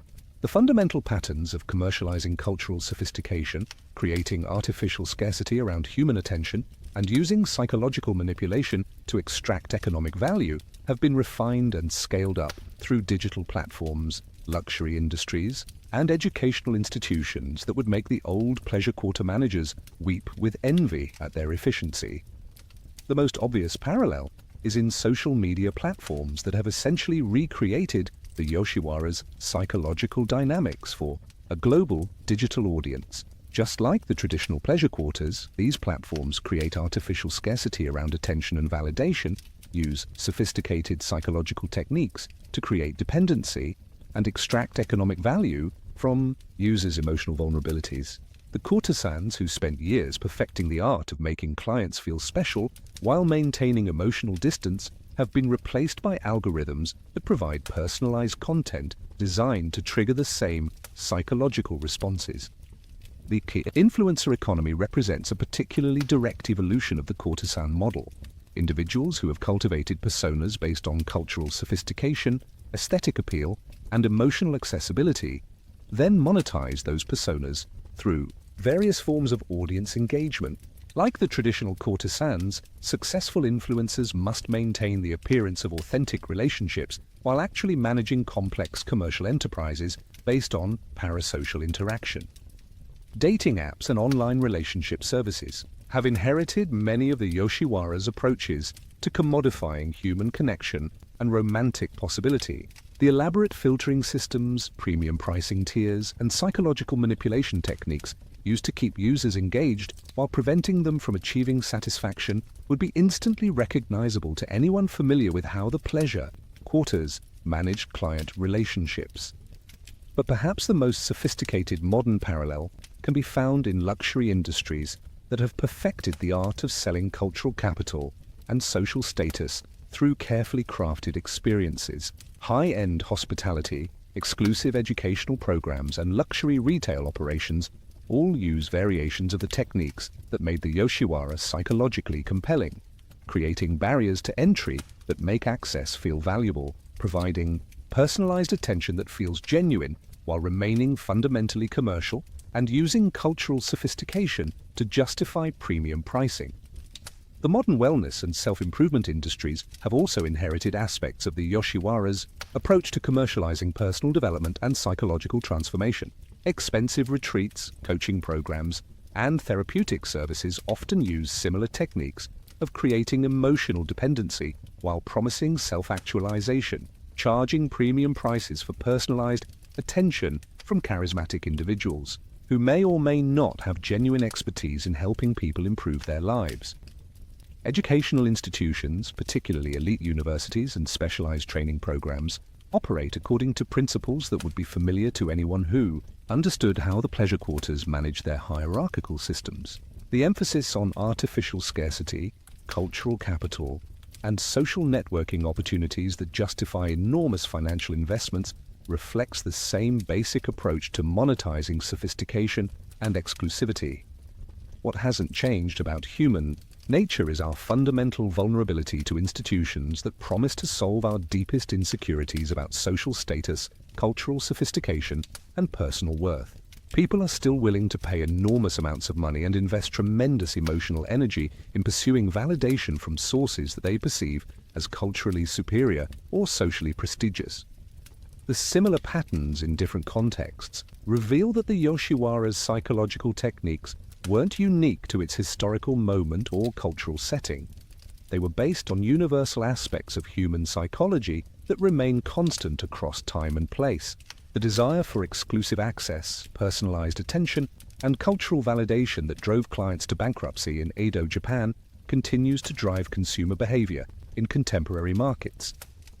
Modern examples include everything from exclusive social clubs that charge enormous membership fees for the privilege of associating with other wealthy people, to online platforms that use behavioral psychology to maximize user engagement and spending, to luxury brands that create artificial scarcity around products whose actual value is far below their market price. The lessons for contemporary issues are both sobering and practical. Understanding how the Yoshiwara operated provides insights into how modern institutions use similar techniques to exploit human vulnerabilities, but it also suggests strategies for identifying and resisting such manipulation.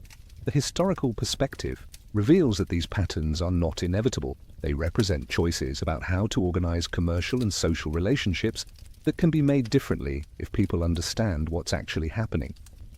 The key takeaways from the Yoshiwara's history are both deeply practical and profoundly philosophical, offering insights that remain relevant for anyone trying to navigate contemporary institutions that claim to provide cultural enrichment, personal development, or sophisticated entertainment, while actually prioritizing profit extraction and psychological manipulation over genuine human welfare.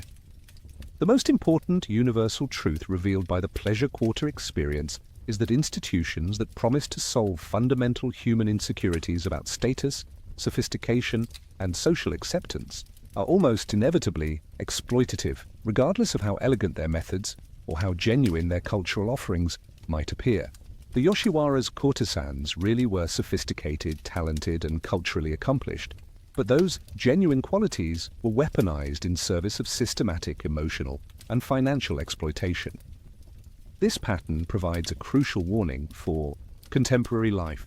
Be suspicious of any institution that combines genuine value with artificial scarcity, personalized attention with commercial transaction, or cultural sophistication with psychological pressure. The fact that something provides real benefits doesn't mean it isn't also designed to exploit your vulnerabilities and extract maximum value from your participation. The historical experience also reveals that the most effective forms of exploitation are often the ones that make victims feel grateful for their treatment and proud of their ability to participate. The Yoshiwara's clients weren't stupid or naive. They were intelligent, successful people who had been convinced that their suffering was actually a form of cultural achievement and personal growth. Practical lessons for contemporary issues include developing skepticism about institutions that require significant financial or emotional investment before revealing their actual value proposition, being wary of personalized attention that feels disproportionate to the commercial context, and recognizing that cultural sophistication can be used to disguise rather than eliminate exploitative practices. The inspirational elements of the Yoshiwara's story come from the examples of people who managed to create genuine value and meaningful relationships within an exploitative system, and from the reforms that eventually transformed it into something more ethical and sustainable. The district's evolution demonstrates that even deeply entrenched systems of exploitation can be changed when enough people recognize their problems and work together to develop alternatives. The warning for today is that the psychological techniques developed in the pleasure quarters have been refined and scaled up through modern technology and marketing methods in ways that make them both more powerful and less visible than they were in their original historical context. Understanding how these techniques work and why they're so effective is essential for maintaining psychological and financial independence in contemporary society. Perhaps most importantly, the Yoshiwara's history reveals that the choice between exploitation and genuine service is always available to people who design and operate institutions that serve human needs. The techniques used to manipulate and extract can be redirected toward education and empowerment, but only when the people in charge prioritize human welfare over profit maximization and are willing to accept the reduced revenues that ethical operation typically requires. Even now, more than 150 years after its transformation, the Yoshiwara continues to influence modern areas of Japanese culture and society in ways that are both obvious and subtle, creating ongoing debates about cultural preservation, gender relations, and the commercialization of human experiences that remain relevant to contemporary policy discussions and social movements. Academic study of the Yoshiwara has evolved from romanticized historical accounts to sophisticated analyses that examine its role in Japanese economic development, gender history, and cultural evolution. Modern scholars use the district's records and practices as case studies for understanding everything from historical marketing techniques to the psychology of luxury consumption, making it a surprisingly relevant subject for business schools and social science programs. Popular culture continues to reference the Yoshiwara in ways that reveal ongoing fascination with its combination of cultural sophistication and systematic exploitation. From manga and anime that romanticize the courtesan experience to television dramas that explore the psychological dynamics of the pleasure quarters, contemporary Japanese media regularly returns to these themes as ways of examining modern relationships and social pressures.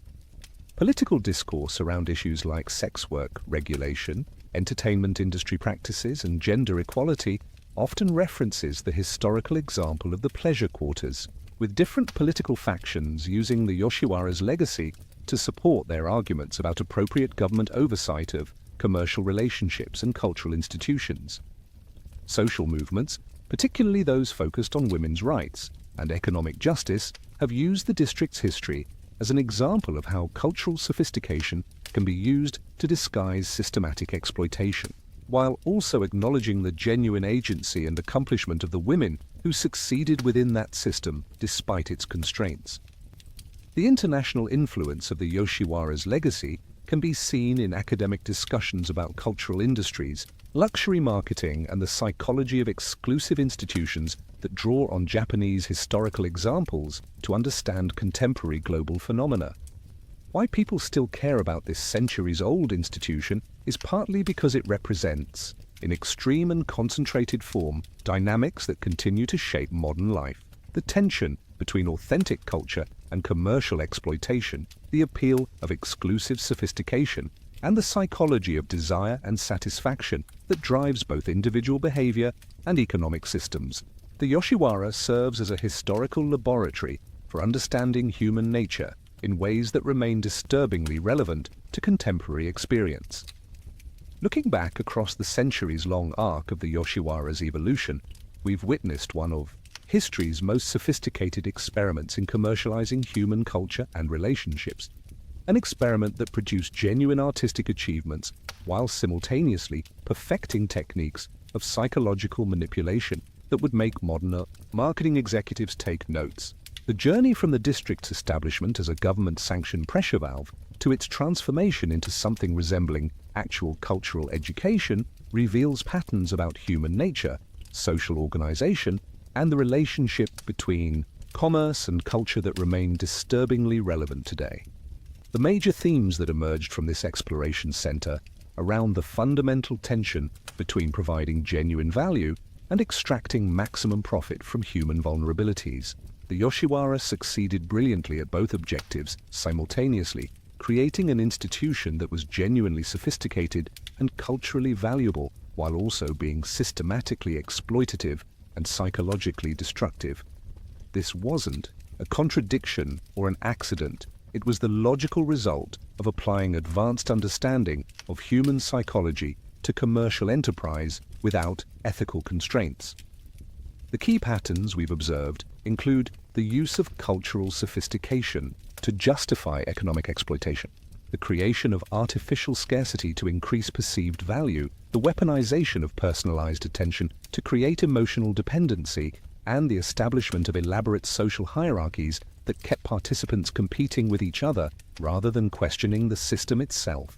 These patterns weren't unique to 18th century Japan. They represent timeless techniques for organizing human relationships in ways that concentrate power and resources while maintaining the appearance of mutual benefit.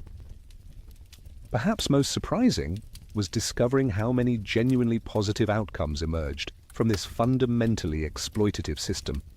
The Yoshiwara really did preserve and develop important cultural traditions, provide educational opportunities that were unavailable elsewhere, and create social spaces where artistic innovation and intellectual discourse could flourish. The district schools produced some of Japan's most accomplished poets, musicians, and artists, while its social gatherings facilitated political and cultural discussions that influenced national development. But equally surprising was learning how successfully the system convinced its victims that their exploitation was actually a form of personal and cultural achievement. The psychological techniques used to maintain client dependency were so sophisticated that people genuinely believed their suffering was evidence of their own cultural sophistication, rather than manipulation by skilled professionals whose livelihood depended on creating that suffering. The most important takeaways from this historical journey concern the ongoing relevance of these dynamics to contemporary life. The specific cultural forms and social structures of the Yoshiwara were products of their particular historical moment, but the underlying psychological and economic principles they embodied continue to shape modern institutions in ways that most people don't recognize or understand. How our understanding has evolved throughout this exploration reveals the complexity of evaluating historical institutions that combined genuine cultural value with systematic exploitation. Simple moral judgments, either condemning the entire system as exploitative or celebrating it as culturally sophisticated, miss the nuanced reality of how these dynamics actually operated and continue to operate in different forms today. Perhaps most fascinating, the Yoshiwara's history reveals fundamental aspects of human psychology that appear to be constant across cultures and historical periods, suggesting that our susceptibility to certain forms of manipulation and our hunger for specific types of validation represent deep-seated characteristics of human nature rather than cultural aberrations or historical accidents. What stays constant across time and cultural context is people's vulnerability to institutions that promise to resolve their insecurities about social status, cultural sophistication, and personal worth. The specific forms these insecurities take may vary. In Edo Japan, it was anxiety about cultural refinement and aesthetic appreciation, while in contemporary society, it might be concerns about professional success or social media presence. But the underlying psychological needs remain remarkably similar. The desire for exclusive access and personalized attention from people we perceive as superior or desirable appears to be a universal human trait that transcends historical and cultural boundaries. Whether it's seeking validation from courtesans in 18th century Japan or from influencers in 21st century social media, people consistently demonstrate willingness to invest enormous resources in pursuing attention from individuals who represent whatever their society considers prestigious or desirable. What changes across different contexts is the specific mechanisms used to exploit these psychological vulnerabilities and the cultural narratives used to justify that exploitation. The Yoshiwara used elaborate aesthetic and cultural frameworks to disguise commercial transactions as artistic experiences, while modern institutions might use scientific, therapeutic, or educational language to accomplish similar psychological manipulation. How people adapt to exploitative systems reveals both admirable resilience and troubling willingness to rationalize harmful experiences. Throughout the Yoshiwara's history, we see examples of individuals who manage to find genuine meaning and value within a fundamentally exploitative context. But we also see how people convince themselves that their suffering was actually beneficial or that their exploitation was actually empowerment. The universal struggles revealed by this history include the tension between individual desires and social obligations, the difficulty of distinguishing between genuine cultural value and sophisticated marketing, and the challenge of maintaining authentic relationships within commercial contexts. These struggles aren't unique to pleasure quarters or historical Japan. They represent ongoing aspects of human experience that every society and every individual has to navigate. Perhaps most importantly, the Yoshiwara experience reveals timeless patterns in how people respond to institutions that combine genuine benefits with hidden costs. The psychological mechanisms that made clients grateful for their exploitation, the sense of exclusive access, the feeling of cultural elevation, the belief that their suffering demonstrated their sophistication, continue to operate in contemporary contexts where people eagerly participate in systems that ultimately harm their interests. The motivations that drove both the operators and participants in the pleasure quarter system, the desire for wealth and power on one side, the hunger for status and validation on the other, represent fundamental aspects of human nature that appear in every society and historical period. Understanding these motivations doesn't excuse the exploitation that resulted from them, but it does provide insight into why similar patterns continue to emerge in different forms across time and culture. Most soberly, the Yoshiwara's history suggests that sophisticated exploitation often feels better to its victims than crude exploitation, making it both more effective and more difficult to recognize and resist. The pleasure quarter's clients weren't suffering obviously, and they were experiencing carefully crafted pleasure that gradually destroyed their financial and psychological well-being in ways that felt like personal and cultural achievement. The story that best encapsulates everything we've explored happened in 1854, just as the traditional Yoshiwara was entering its final phase, and the forces of change were becoming impossible to ignore.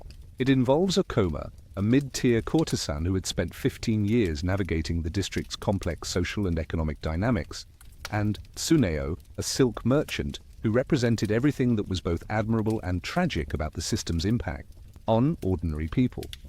Tsuneo had first entered the Yoshiwara in 1845 as a successful but culturally insecure businessman who wanted to prove that he belonged among the sophisticated elite. Over the course of 9 years, he had spent a fortune learning to appreciate poetry, mastering musical instruments, and developing the social skills necessary to participate in high-culture conversations. His cultural education was genuine and valuable. By 1854, he could compose haiku that impressed professional poets and perform classical music with genuine skill. But the cost of this cultural development had been devastating. Tsuneo had spent his children's inheritance, mortgaged his business, and borrowed against his family's property to fund his pursuit of cultural sophistication. His wife had left him, taking their children to live with her parents. His business partners had forced him out of profitable ventures because they could no longer trust his financial judgment. He had achieved exactly what he'd set out to accomplish, recognition as a cultured, sophisticated man, but in the process had destroyed everything else in his life. Okoma, meanwhile, had used her 15 years in the district to accumulate genuine wealth and develop real expertise in music, poetry, and social psychology.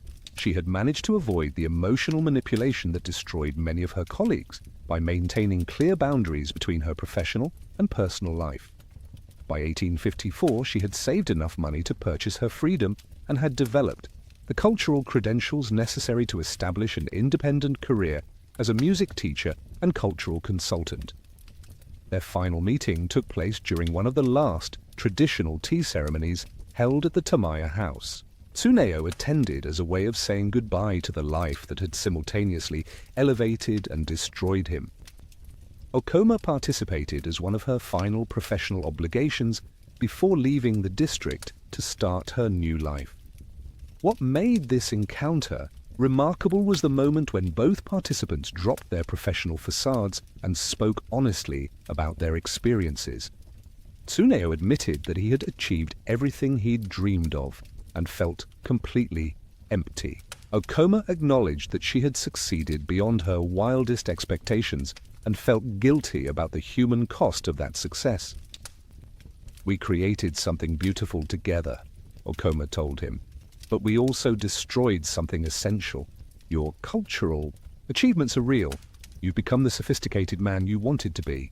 But the price was too high, and we both knew it was too high, even as we kept increasing it." Tsuneo's response captured the fundamental tragedy of the entire system. "I don't regret learning to appreciate beauty, or developing my artistic skills, or becoming someone who can engage with sophisticated ideas. I regret that I could only achieve those things by participating in a system that made both of us less human in the process." This conversation represents everything that was both magnificent and terrible about the Yoshiwara. It really did provide cultural education and aesthetic experiences that were unavailable elsewhere, but it did so through methods that ultimately diminished the humanity of everyone involved. The beauty was real, the culture was authentic, and the personal costs were devastating. In the end, the Yoshiwara reminds us that human beings are capable of creating institutions of breathtaking sophistication and beauty that are simultaneously engines of systematic exploitation and psychological destruction. This isn't a contradiction or an accident, it's a reflection of our species' remarkable ability to pursue multiple goals simultaneously, even when those goals are fundamentally incompatible with each other. The pleasure quarter's legacy challenges us to recognize that cultural sophistication and ethical behavior aren't automatically connected, that aesthetic beauty can coexist with moral ugliness, and that genuine educational value can emerge from fundamentally exploitative systems. These uncomfortable truths force us to evaluate contemporary institutions with more nuanced criteria than simple assessments of their cultural value or obvious benefits. What we should remember from this exploration is that the most dangerous forms of exploitation are often the ones that provide real benefits to their victims, because those benefits make the exploitation harder to recognize and more difficult to resist. The Yoshiwara's clients weren't stupid for participating in a system that ultimately harmed them. They were responding to genuine human needs for cultural development, social connection, and aesthetic experience that the system actually did provide, albeit at unconscionable cost. The connection to modern life is inescapable because the psychological and economic principles that made the Yoshiwara effective continue to operate in contemporary institutions that claim to serve human development while actually prioritizing profit extraction. Understanding how these dynamics worked in their historical context provides tools for recognizing and resisting similar manipulation in current circumstances. How history informs the present is through revealing patterns that repeat across time and culture, showing us that the specific techniques used to exploit human vulnerabilities can be refined and adapted, but that the underlying vulnerabilities remain constant. This knowledge can be used either to become more effective exploiters or to become more resistant to exploitation. The choice depends on our individual values and collective decisions about what kinds of institutions we want to create and support. The final thought-provoking observation is that the Yoshiwara's transformation demonstrates that even deeply entrenched systems of sophisticated exploitation can be changed when enough people recognize their problems and work together to develop alternatives. The district didn't disappear because external forces destroyed it. It evolved because the people within and around it gradually developed different ideas about how to balance cultural value with human welfare. This suggests that contemporary institutions that combine genuine benefits with systematic exploitation aren't inevitable or unchangeable.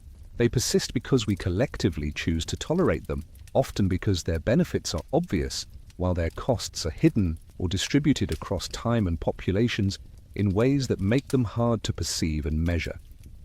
The story of the Yoshiwara is ultimately the story of human complexity, our capacity for creating beauty and meaning even within flawed systems, our vulnerability to sophisticated manipulation disguised as cultural refinement, and our ability to recognize problems and work towards solutions when we're willing to acknowledge uncomfortable truths about institutions we've invested in emotionally and financially.